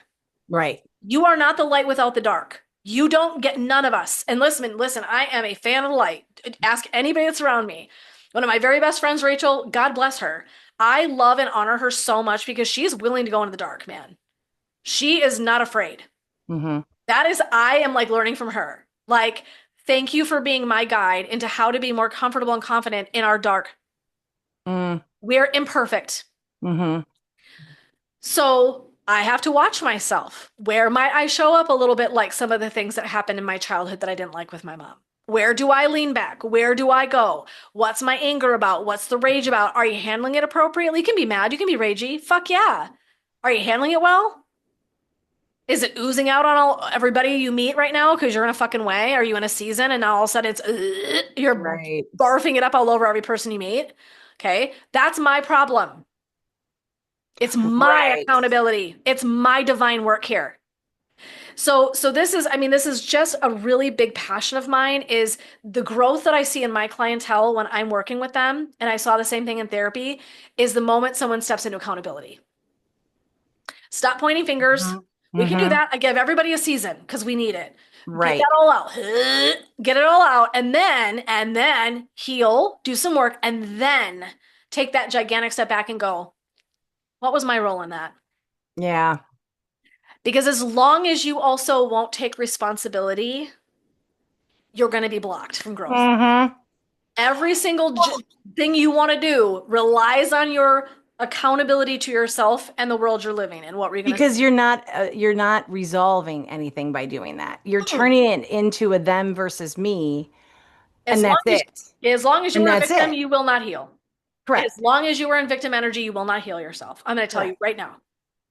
Okay? And that is, what's really weird is like I feel like we can keep saying that all day long, and it's going to come out of nowhere. Hmm. That I mean, because that's what happened to me. It came out of absolute I think nowhere. I've had a couple of those lately that came out of nowhere at us. And And yep. all of the things that I'm thinking, and what's really weird. So I've always joked, it's not funny, but I've joked that I have a really bad memory, and a lot of things are like kind of hazy and foggy, and some things that I just never really even thought about. A lot of things from my childhood, from my past, from my young adulthood, like a lot of the things, like it's like the universe is just handing me little sheets of paper, Yes. little dribs and drabs, Yep. little post-its Yep. every once in a while to say, go back to this moment. Yep. What happened? What Go happened here? back to here. And it's not just about what someone did to me, it's about what I did to someone else. And it's, I Absolutely. mean, I know I have a friend who we see each other and we're cordial, but she blocked me out. Hmm. If I am being honest and fair, I can look back and say I wasn't a good friend. I wasn't. I was very Hmm. selfish and I was very self-centered and I was very Hmm. dramatic and I created drama and I was exhausting. Yep. And so rather than be mad at her, I'm not going to be mad at her. I'm just saying peace, love, and light. I saw her last year. Yeah. And it was funny because I saw her at a music event and my friend knew who she was. I was with my friend and we said hi. We hugged. She was with another girl that I know that they're besties. And my friend said, as I introduced them, and she said, "Oh, I've heard so many good things about you." And this friend, who we don't hang out anymore, you could have knocked her over with a feather. I think she was just really surprised. It seemed like she was surprised Right. that a positive thing came out Right. because obviously I know that we're not friends anymore. Right. You know, we're Right. not as tight as we used to be. Yeah. And she obviously knows that because it's by her own design, which she has every right to do. And then when I introduced her friend to my friend, her friend was like, "Oh, you remember me?" And I'm like, "How awful of a person do you guys think I am?" But at the same time, I might have been. Hmm. I But might have come but that's across. that's a version of you, right? So there's this Right. song, and I let me see if I can find it, and I freaking love it. So when I say with all the love in my heart, first of all, it's Emery Hall, who I've already introduced you guys Oh, to do this yeah. podcast. But there's this song, and I want to say it's called, okay, this is I have been a thousand different women. Hmm. And I wish I could play it for you all, and I can't. But what I'm going to tell you is we have all been 1,000 different women. Mm-hmm. We have all been 1,000 different versions of who we are standing here today. Mm-hmm. Sometimes in the most glorious, beautiful, healing way, and sometimes knocking down, taking people out with us, fucking screaming, yelling, irrational, delusional. I've been all those things, 1,000 fucking %. I'm gonna own that shit. I have been 1,000 different women Mm-hmm. and making space for that. Like, okay, maybe was that my best friend season? Probably not. No, really, right? Yeah. Was I always a great daughter? No. When my Right. mom was in freaking jail, did I want to go visit her in her orange jumpsuit? No, I fucking didn't. Was I pissed at her? You bet I was. Yeah. Was I great? No. I was mad at her for years. Yeah. I have to make peace with that. Mm-hmm. Okay. So I want us to think about that in ourselves. If you are 1,000 women in your lifespan, think about how can you make room for compassion for that? Mm-hmm. And then if you need to go back and write it, fucking write it. If you've got Yeah. to write a letter, if you've got to make a call, if you've got to write a letter you burn and you never say the words or Oh, shred I it. got a list started of Oh, all the so, letters so I need to see, write. right. Like this is, so then invite that in. Stop duking out with yourself that your Right. darkness makes you awful. Your darkness just makes you fucking human. Exactly. You're not bad. You're 1,000 different women in one lifetime. Think about that. Yeah.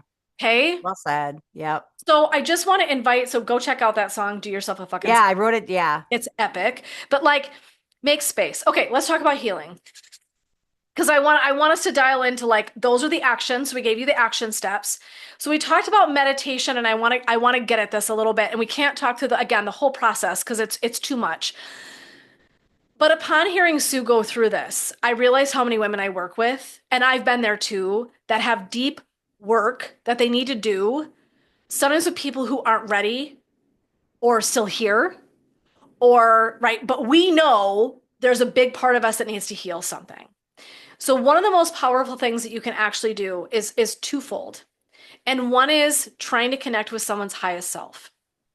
If you've never heard this idea before, if you have, just bear with me while we discuss this and hang tight. I really do believe that in all of our souls, for the most part, I mean, minus like, the very small percentage of people that I think are probably really truly sociopaths and things like that. There's a few I Hmm. can't ignore. I'm Hmm. not going to ignore that. By far and away, I think 95 to 98% of us really truly want to be good people. Yes. And we fuck up how we get there. I'm not right. I'm not talking about the result. I'm just saying I think we want to be good people. And the way that I energetically and spiritually show up to this is that there is a highest form of each person. And it's almost like the way I'd say it is I almost see it like your angelic form. If I'm giving you just a Hmm. way to think about it symbolically. Okay, you don't have to think I'm not saying you're an angel. I'm not talking God. I'm not talking Ethereal. ethereal. It's the best part of who you are. Hmm.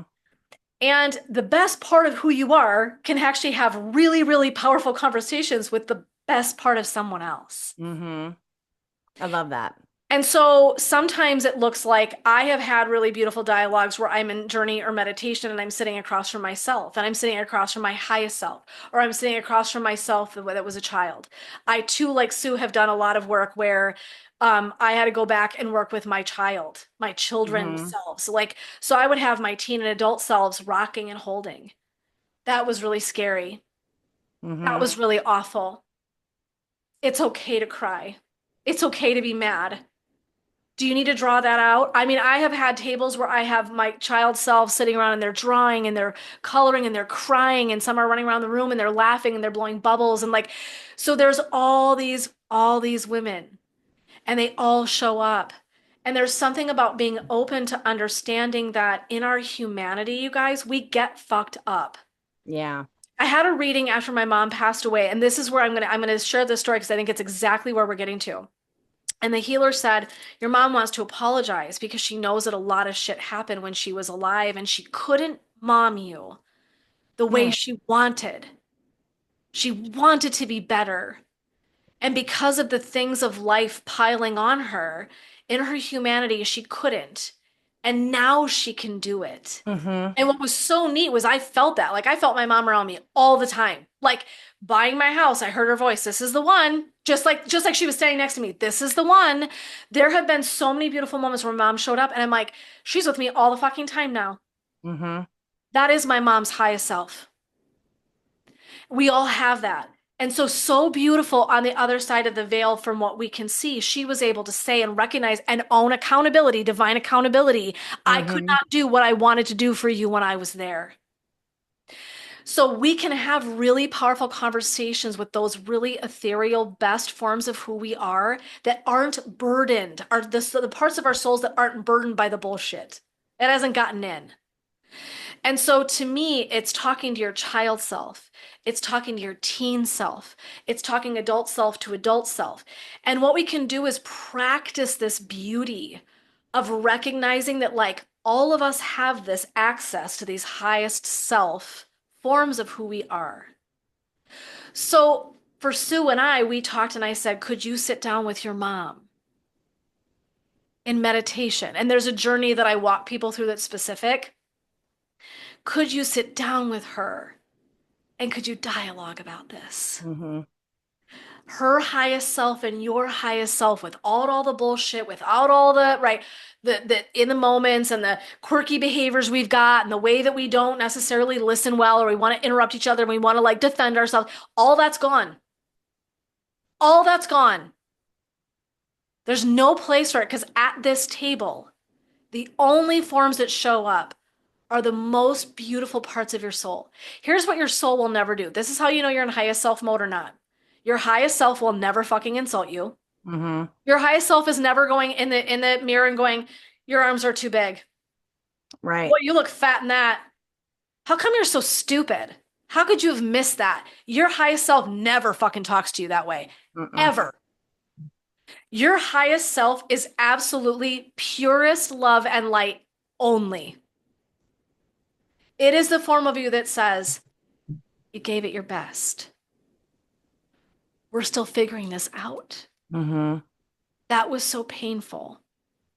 Can we have compassion? Can we see the part of us that showed up in that moment that was giving it their best and it was just what we had to offer? That's highest self thinking. Ditch the fucking ego, Right. ditch the hurt parts, because we've all got them. We've all got little kids in there, inner children, and all sorts of pieces of us that are all fucking kinds of hurting and angry and broken down and feel like shit. It's without that. Mm-hmm. And I will tell you, the conversations I have seen my clients have, I have wept with clients doing this work Hmm. because what they can get access to is so magical and miraculous and so powerful. And it heals. And it heals that it allows a different kind of dialogue. It allows a different kind of experience. And it doesn't mean that we come out and we go, well, then I'm just going to embrace this person again. I'm also not saying that. Right. I don't attach myself to the outcome or the resolution of what will come through for you. What I am saying to you with my full self is this shit works. And when you can drop your stuff away and stand in your soul, just your actual spirit and speak lovingly, you will be floored, absolutely floored by what can happen. I have had people apologize to me. I've apologized. I mean, when I say the shit that has been left at that table, is profound. And there's really beautiful ways. It's part of a therapy technique that I learned years ago. It's called the conference room technique. And I have always loved it. And I use it full potency now. And what I do is I dial that into a meditation. Mm. So I'm setting you up before I kind of dialogue a bit to kind of set you up. And then we dialogue as we get in. And I'm dropping you in, dropping you in, dropping you in very deeply. And then I let you go wild. I let you go where you need to go. I let you invite in who you need to invite in. Mm. What's the power of this? The power of this is the healing, but also the power of this is doing it with trusted, safe practitioners. Because then when you're done, you can come out and we can dialogue. What did you learn? What did you see? What do you need now? How are you going to take this and morph this into your being? How are you going to integrate it? So you also need to be careful about who you do this deep work with because truly the energy and the safety that that person holds, that safe creation space needs to be really dialed in. So I love this work so much. And so it's very meditative, it's very visual, um, and it's profound. Mm-hmm. And it takes time because Mm-hmm. if you're going to get in there and have dialogue, right, with parts of yourself, a person, two people, three people, I mean, I've had conversation with Goddess. I've had conversation with God. I mean, I can't think of a group I probably haven't talked to yet, but that really opens up this sacred, the cone of silence that we talked about for the pain. This is the cone of silence for your healing. Mm. And it's actually where you hear. I think prayer is talking. I think Mm-hmm. meditation is receiving. So to me, meditation is a sacred space where as you process, you get to receive back the answers, the solutions. And so this is my favorite. I mean, I will not lie to you. And so I'm hosting an event in just a little while. I haven't picked the date yet where I'm going to walk women through this because it is so powerful. And I know that I have so many friends and clients that have this experience where like they've been deep in something with an ex. I mean, think about, again, it could be a mom, it could be a dad, it could be an ex. It could be a child that you're no longer speaking to. It could be so many. I'm like, there's no end to it. And you've never been able to have like the proper fucking dialogue. And it just stays in your heart. And whatever stays between your ears, friends, whatever stays as a sliver in your heart, you'll never heal it. Mm-hmm. You have to fucking take it out and look at it. Right. So that's what these kind of processes are about. They're about taking out the sliver, whether it's here between your ears or whether it's here in your heart. You have to take that out and lay it on the table. And you have to open yourself up.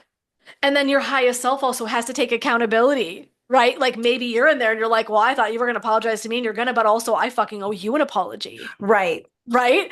So this is what's so potent is you don't know what's going to show up. It's a little scary when you first start Yeah. doing this work. You're like, God damn. And then you get in there and I mean, I'll just see people tears running down their faces. And that is just maybe an adult version talking to their child version. In my last retreat, I could barely read the meditation. I channel my Mm. meditations. I could barely fucking read it myself. Like I don't remember writing it. And I'm Wow. reading it and I'm watching women and I'm fucking sobbing. I'm like, I'm like trying to pull my shit together because I need to be there, but I can feel what's happening in this room. There is life-changing dialogue happening at conference room tables for these women. They're healing big things they've carried through how many seasons of life, and they could finally fucking put it down. That's everything. I mean, that's why I'm here. It's just everything to me. So I want you to know that there are things that you can do that don't even involve actually having to have like a one-on-one actual conversation Right. that can actually be fully preparing you for how you want to approach something. It Mm-hmm. might just be that that's all you needed and it feels healed. It might be that you come out and go, no, I'm ready. That prepared me. I feel ready to say what's in my heart, or I feel ready to set a different limit for myself. That is so powerful. Mm-hmm. So powerful. So, um, I want to bring that up because I mentioned it here in the list of action items and things you guys can be doing. And it's like, if you're not exposed to meditation, you're not exposed to kind of these like kind of energetic journeys, I know it kind of sounds kooky, then you might not necessarily know what can happen. Mm-hmm. This is why meditation is one of my specialties because I think this is the great human healer. I do. I think it I is the agree. great fucking human healer. And so for me, it is just like an absolute passion and purpose of mine to like bring that to everybody that I can touch. Like, can I bring this gift to you? Can I bring this healing to you? Can I let you have a different relationship with yourself, with a mom or a dad, with an ex that broke your fucking heart? Mm-hmm. Can I give you that voice? Can I give you that experience, that safe container? that is, it's literally, it always moves me. I'm telling, I know, I feel it. What this event is going to be. Oh, I'm already like, I'm going to have my fucking Kleenex stacked up because I just know it. That's because I feel what's happening for people. Even if I can't see it with my eyes, I'm feeling what's happening for them the whole time. Hmm. And it's magical. It's magical to look around the room and the smiles. I'll see smiles on people's faces and tears running and laughter. Like the coolest things happen because they let go of this Yeah. physical form. And it's almost like I want you to imagine almost like you're rising up out of your body to go have Hmm. this experience, this very spiritual soul experience. And then you come back into your body again. Oh, there I am again. But for a minute, I just get to see all these women having this incredible healing journey. And I don't even know exactly what's happening in there. But their faces, their body language, the relaxation, you'll see. I mean, just the breath, the comfortable and ease of breath, and like just the coolest things that they're so integrated. Even though it's their spirit self, all of a sudden there's this profound integration happening. Hmm. And to see that without the veils on us, right? Without the masks that we feel like we have to wear, without that, to watch and witness that, it's something else. It's just something else. So I wanted to open this up because it is something that I'm going to be hosting this. And if you hear this after the time, because listen, we don't always know where these are going to line up because we parse them out and we make them so that they're palatable and we don't, deluge you guys with 2 hours of dialogue because you'd all probably want to die. So wherever this lands, but just know that this is something that I love doing. And if you have interest in doing this, if you're like, Jen, I would really like to have that experience, please reach out to me because really truly I mean it got started by Sue and our big dialogue and this whole conversation that I was like more people need this. I put it online, people are like, I need it, I want it, sign me up, da da da. Hmm. Yes, please. So if this is you and you're hearing it and it's past the time that I've hosted that event, please don't hesitate to reach out to me and be like, I want what she's having. I want what she's having. One of my 1,000 women inside of my soul wants to do some deep work here. That's what I do. And that's what I love doing. And so I'm so excited to be able to host this event and watch some of my favorite loved people on this planet be able to dial in and go deep and utilize these tools because it fucking heals. So anyway, those are the actions. That's the meditation. I just wanted to walk through like the general gist of that meditation process. It's too big and too much, and that's why it's a long journey. When we're going to do it, it'll be 2 hours long because we're going to dive in first and dialogue, talk a bit, prep you, go in, have the experience, come back out, process. Hmm. So it's a whole big thing we're going to be doing. Um, but I'm so excited. And this is really, it's fun to me to talk this way with all of you because this is me dialing in, talking from my soul and my heart, not so much between my ears. And as a therapist for a lot of years, I still find myself wanting to stay safely planted in the mind space and just the feelings. And then I think, no, but really, that's not who I am anymore. It's why I don't just serve therapy anymore because that's not really who I am. The work is so much deeper than that. And speaking to the energy and speaking to the healing and speaking to the channeling, the things that I know I'm scared to tell people because people will be like, "Uh-oh, that's fucking weird." Well, say what you like. I think it's a piece of Christ energy. Yeah. What I channel in, what I see other healers powerfully channel in, it's Christ energy. I'm not saying I'm Jesus. It's Christ-like energy and vibration. So to me, when you're working with healing people and they're talking like this, understand I don't even own it. I can't even put a license on it Right. because I don't think it belongs to me. Right. I think I'm a voice for something way bigger than myself. It's a Yeah, fucking honor.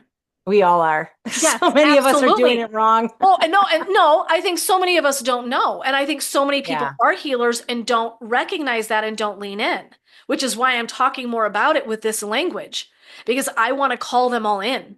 I have clients Hmm. right now that are working through shit. They didn't even know they were healers. And Hmm. all of a sudden they're going, I had a reading. Someone said I did this in another life. Yep, I bet you did. Hmm. It carried it right the fuck on through, friend. And now they're like, the eyes are big, the whole big, like, what? That's awakening.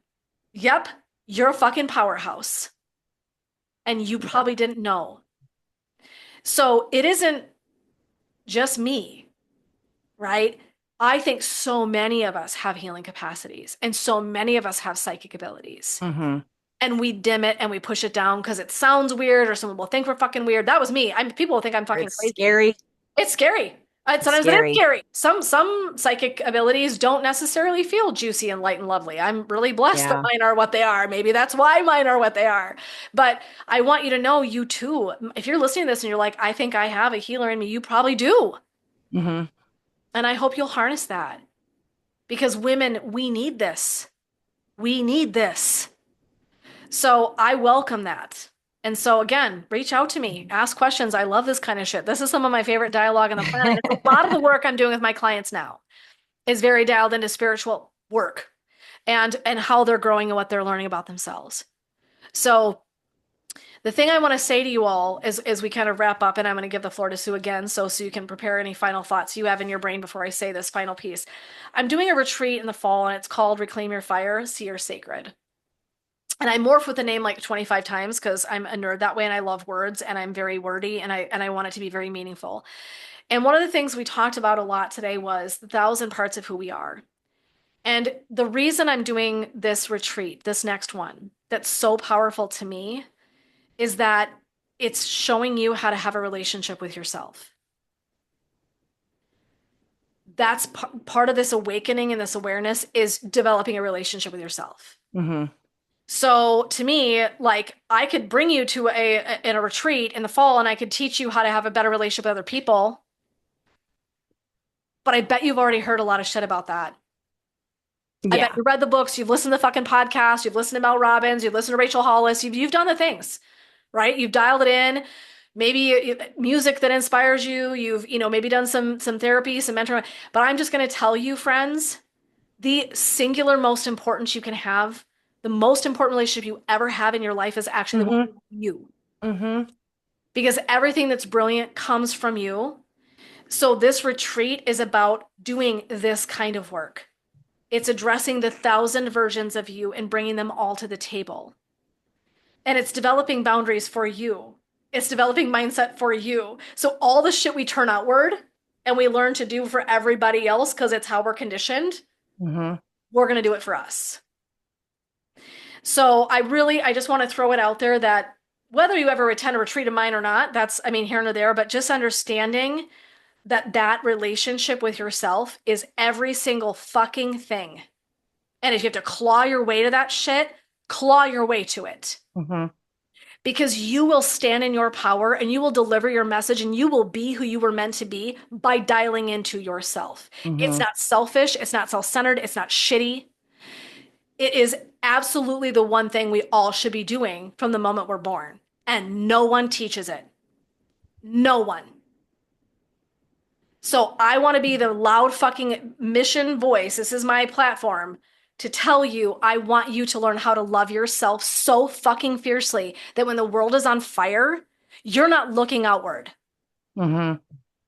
And I Mm-hmm. guarantee you, every single one of your relationships amplifies and excels when you do this work. Mm. So for the person that's like, "Ooh, but that sounds like, but what about other?" Oh, no, no, no, no. Have you already not done most of your life for every fucking other person? Have you already not done that? I bet you have. Yeah, probably a Okay. time or two. So now it's your time. And I promise you, you will be better at your work. You will be better in how you love your partners, your family, your friends. I promise it will feel different. Okay, that was my last fiery thing. Sue, wrap us up. What final thoughts, insights, anything do you want to add as we close up this beautiful conversation? One one thing, it was from a little bit ago when you were talking about what you can do for healing and the tools that you can start with. The tell your truth. I just wanted to, and I think it resonated with me as fiercely as it did because I have always made excuses for myself for a lot of things. So there's that. There's that one component of the tell your truth. Like, even if it's ugly, Even when it's ugly. I mean, I know how I was. I mean, I even sent my brother an apology when all of this went down because I glorified and praised my mother. And my brother saw her for who she is, and they told me, and they treated her as such because she treated them as such. And none of us have the same mom, right? None of us have the Nope, same parents. we never None of us do. have the same parents. We don't have the same relationship with anybody ever. No, no, Actually, exactly. exactly. Exactly. And so, whether it be because I was the youngest and the only daughter, because I was alone, it was just me with my parents for from the time I was 12 Yeah. on. It was very formative years too. Yes, of course. Um, but I even apologized to him. I'm like, I didn't see it. I'm so sorry. I didn't see it. Yeah. All those conversations that we had over the years, Yes. and me making excuses or defending or just thinking you're full of shit or thinking you hate women. I never said that to him because I don't think he knew I thought that. Mm-hmm. I was in the eye of the storm. Yes, you are. I had no idea. And my brother was supposed to, and this was all via text because, it's just how I communicate, I guess. But he texted back. He's like, seriously, don't worry about it. Oh my God, I'm here for you. Don't even. I get it. Like, he was so sweet. And what's really interesting is that day when, like, that when I made the decision to block, I confided in you and my brother Mm-hmm. and Jeffrey. And poor Jeffrey. Oh my God. I'm just sitting in the chair. And we had my friend's dog for the weekend. So it was Ziggy like this. And Mm-hmm. then Dash was like sitting Mm-hmm. right here. And I'm sitting out in the living room. And I'm just bawling. And I'm Yeah. relaying the story. And I'm just like, I was like a little kid. I was like, I remember the next day after this whole Susie incident happened, with my dog and the storm. I remember talking to my teacher. And that day when I was explaining everything to Jeffrey, I felt just like that, like Yeah. a kid telling a story. Yep. And it just like flew out, like, flowed out of me. And Jeffrey, who is a very sensitive person, but he's also Jeffrey, and he just stood there. It was like, I don't think he knew what to do. I don't Yeah. think he knew what to do with it, but Yeah. I trusted him, and Yes. I knew that he heard me, Yes. and I Absolutely. knew that confiding all of this in him, because he gets me, he knows how I am, Yes. and he knows how she is, and he doesn't, but he's very intuitive. He gets Yes. people, and he knows my fear, he just knows me. And so he knew that that moment was just like, yeah, she means business now because this is one step too far. You know what I mean? Like, Yes. I just let it out. And You then were it was being just really kind witnessed. of cool to have, because I had the female, which was you, of course. I had the life partner, which was Jeffrey. And then I had the familial with Yes. my brother. And I didn't even think about that until now when we were talking about this. I didn't even think about the three pegs It's that I so went neat for. that you had that. Yeah, I Yeah. love what you Yeah. what you pulled in was perfect for you. Divinely. It really was. It really was. It was Yeah. perfect. And the other component of that too is when you're, for me anyways, the truth, because I've always second guessed what the truth is, Yeah. like really sit in, okay, what was it that, like, if you're looking at a situation like this where you're looking back where someone hurt you, Yes. or you're realizing that somebody close and trusted in your life, you're questioning that integrity, maybe really sit and think about, you know, what the event was and how it actually culminated, and look at it from, pull the scope back and almost look at it from an outsider, Yes. and not attach your feelings to it. But when you do write that out, or however it is that that picture starts to come clear to you, Yes. trust that even if you have Agreed. been told that Agreed. your truth is wrong, you're making it Yeah. up. You're rewriting history, or you're rewriting the story, or Yes. that's not how it happened, Yes. because you are going to run into that when Yep. you're in these situations, Oh, you were. because the other person isn't going to want to take accountability. Yep. It's hard because you do. And I told you this, Jen, that day, I remember thinking about it and thinking, oh my God, what if my dad was the narcissist? She actually had me questioning Sure. my father and his integrity, salt of the earth. And so let She me let had me me let me stop questioning you him. because I love that. She didn't have you doing it. The experience you've had with your mother was the Yes, open that's doorway. fair. So, and I'm not saying it to be a That's dick. fair. I'm No, saying it it because is. it's such a perfect space to say, but I knew exactly what you meant. And the truth is that when we're in someone's energy, when we're in someone's experience this way in this relationship where our footing is never safe, Mm-hmm. that creates that second guessing all the Mm-hmm. time. So that's so normal. So it isn't that your mom doesn't have divine accountability for how she showed up and creating some of that energy around you. Yes. Did your mom say your dad was a narcissist? No. But were you in a space to kind of go, God, but what was real and what wasn't? And what I Mm-hmm. fucking love about what you're saying so deeply is that you're saying, trust your freaking intuition. Mm-hmm. What drops in for you is real. Friend, it doesn't, I hate to say this, in some ways, it doesn't matter. Which I know someone's brain just exploded. Because if it's what you need to heal, who fucking cares? Right. If it happened exactly the way that you think, or if the words were exactly as what you remember, just allow yourself the space to know that even if it's an interpretation on your part, it still needs to be healed in that Right. way. Right. That is perfect. And that is perfect. So I think we have this desire for facts, and so many of us, and I've been in the same space, like, did it happen exactly that way? Where was I when that happened? And then I'm like, Jennifer, the truth is it does none of that shit fucking matters. Right? Right. Trust that for yourself. You're so right. Your truth is all that matters. So, whatever truth that is, if it's the way it was said or the message that was delivered or whatever the hell, trust that, lean in and allow the healing to happen regardless. Because the details don't matter. Hmm.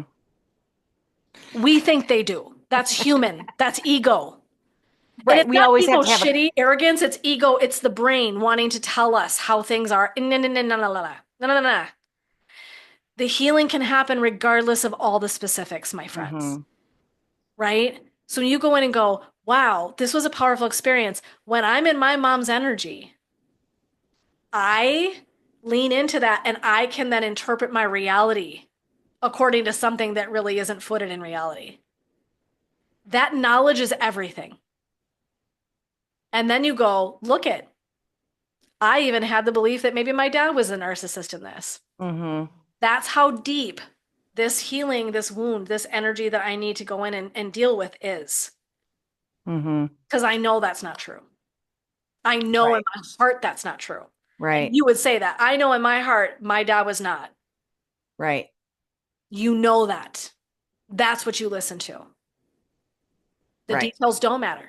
Right. So just another thought as we're leaning into this stuff, because I think I used to do the same thing in therapy. Oh, we need to talk about all the, I mean, I didn't make people do it, but oh yeah. And the longer I did it, the less I was like, I don't think we do need a lot of fucking detail, actually. Yeah. If it makes us feel better, I know I'm a processor, so sometimes I'm blah, blah, blah, ask Sue. She has heard a million of my voice memos. So I will talk myself into my solutions and my own healing. Ask her. My best friends are like, we listen to you on like 2.0 speed because we know we're going to be here for a good hour listening to your fucking shit, working all your shit out. But listen, really, truly, at the end of the day, I do that to get myself to the spot where I get the sweet spot. Right. I blah, out my system until I go, oh, there it is. Yeah. What really matters. So sometimes when we process, and I know I'm a very verbal processor, that's what I'm doing is getting to the sweet spot. And so your work was brilliant. I mean, it was just to be able to hold space in it and see it and witness it and to honor the journey and how you've made expansive space and the growth that you've had. It's honestly such a fucking honor. And I feel really blessed that you trust me to call me and leave me these kinds of things and to lean into scary, hard spaces. Like, to me, that's the nicest compliment I could ever have with anybody in my life. Mm. And I'm so proud. Thank I'm you. so, so proud of your work and the growth. I mean, it's fucking hard work. Mm-hmm. So anyway, I Thank totally you. derailed you, but I wanted to say we don't always need the details. The devil's in the details sometimes. You Right. can get lost in that. But was there any other final thoughts, Well, sweetheart? that's true. Yeah. I mean, it's not like you're going to trial. It's No. not like, right? Like Right. this is all whatever work you want to do. This How is did I all feel? yours. You don't How have did I to, feel? All I got to you know don't is have how to did I write a, feel? What do I need to heal? and that That's was it. like the when I would say things too, like my mom would say, when did I ever say that? I'm like, wait, am I supposed to keep notes Yes. of every Right. time you've said something? My niece said too, and I'll close with this. My niece said we could videotape her saying and doing these things, Hmm. and we could show it back to her, and she will still deny it. Yep. And that's her. And that's And her. that's And that's That's her her journey. her journey. It's her Right. journey. And you don't have to be on that same journey. Correct. We can find a way to love people in their own journeys from afar with a lot of boundaries and safety and energy healing. And we can do it if we choose. And you don't always choose to Right. do that, and that's okay too. But I just want to say, right, that's we just go, okay, yep, that's where you are. I've had to do that a lot in my life. I find people in my life that I love deeply, but we're not on the same page. Our Yeah. energies are not in alignment. But if I just ditched everybody that we had a little bit of a weird alignment, I probably would have two people in my world. So let's be honest. Right. Yeah. Right, I make space and I figure out how to configure a different way forward with someone. Because you're exactly right. So there are people that you could literally show them a recording of them doing something and they would still say it didn't happen. I have people like this in my life. Hmm. Yep. And So it that's why doesn't matter. So I you don't don't, have those dialogues because it's fruitless. Why would correct. I? And you don't have to prove No. anything That's what I'm for saying. you to be valid in the way you feel. That's what I'm getting at. With the sacred space and the work you're doing and speaking your truth, the details don't matter. If you know something in your heart to be true and how it feels, that is truth. Yep. That's your truth. That's what you heal. Yep. Having going back and yes, is dialogue important sometimes? Yes, but sometimes it's not. Sometimes it's fruitless. Yeah. So I recognize that in this lifetime, this is your work. I respect that. I'm not going to change that. That's not my job, or it's not something I'm willing to do, or I didn't sign up. Hmm. That's fine. But I can recognize who and where you are, and I can love you in that space. Hmm. And that's how I have made peace with some very difficult people in my world. Hmm. Is Hmm. I see you, I love you, I feel you. You are here to teach me something. You did not get your mama on accident, Sue. I know. I did not get my mama on accident, babe. Right. We got what we got, who we got Correct. to teach us. Yep. And there's something really potent in that finding the teachable moment. What's the teacher that I'm taking forward? That's where the money is. That's where the healing is. Okay. So I hope you all took this is a lot. Hmm. That was a fire hosey if I ever. I feel like I just got off the pulpit, everybody. Um, but I hope you took a lot away from this. And I also hope that you guys will honestly, and I did not tell Sue I was gonna say this. I really hope you all give her some love. And whether you send her a message, I don't care how you send it into the ether, I don't care. Um, the fact that she would get in a podcast and expose this journey of hers with all of us for your learning, your growth. Um, I would really invite you to just send her some love and some gratitude because it's vulnerable and it's hard work what she's doing. And so this is how I love in sisterhood, how we honor each other is like, hey, would you do me a solid? Could you send her some love? Because man, this was fucking hard work. She didn't have to tell us all this really hard story. She didn't have to share that with y'all. When she said she was willing, I'm like, girl, this is the money. These women need to hear, but these women need to hear exactly this. It's You not did not about give me me. a hot second to change my mind either. No, I did not. I was like, we're rolling. Because I know it'll be so good. And everybody needed it. And so to me, it's like, let's give gratitude. I have so much gratitude for her honesty and her vulnerability today because it allowed all of us to step into a version of ourselves, one of those 1,000 women, and to see her and to honor her and hold space for that growth. She's still in the middle of it. She's still in the fucking, zone of Hmm. that cone of silence, the eye of the storm. So let's lift her up. So even if it's just a, hey, Sue, I love you. Thank you so much for sharing that from your heart space. If that's all you give her, please and thank you. And she will know. She will receive that. Thank you, Jen. Welcome, doll. I love you so much. Love you. So thank you guys so much for being here with us today. This was so powerful. I hope you guys took so much away. You probably have more questions than answers, and that's okay. Let us know what they are because we love that shit and we're here to hold space for all of that. But we're so grateful for you and just, we really do hope you'll free yourself. We hope that you will find that voice, that space where you will honor your journey because you're so important and your truth is so important. And we know what it heals to make space and set limits. So we hope you'll take those action items. We hope that you'll listen and lean into the music we've shared. We hope you find a powerful space and all of that too. And just know how much we love you and honor and appreciate your time with us. We're so grateful for that. So we can't wait to see you guys next time. Thank you so much for your time and energy here today. And we'll be back around. And Sue, final thoughts, my dear. It's always easier said than done, but kind of going springboarding off what you said too, just know that you are here for a reason and that you matter. You matter so And it's much. it's you're not here for someone else's reason. You're here for your own reason. And it's Absolutely. amazing. It is. Absolutely. Well said. Well said. Well, this is the Female Revolution signing off, my friends. We will see you guys next time. Thank you so much for being here. We really appreciate you. Bye, everybody. Thank you.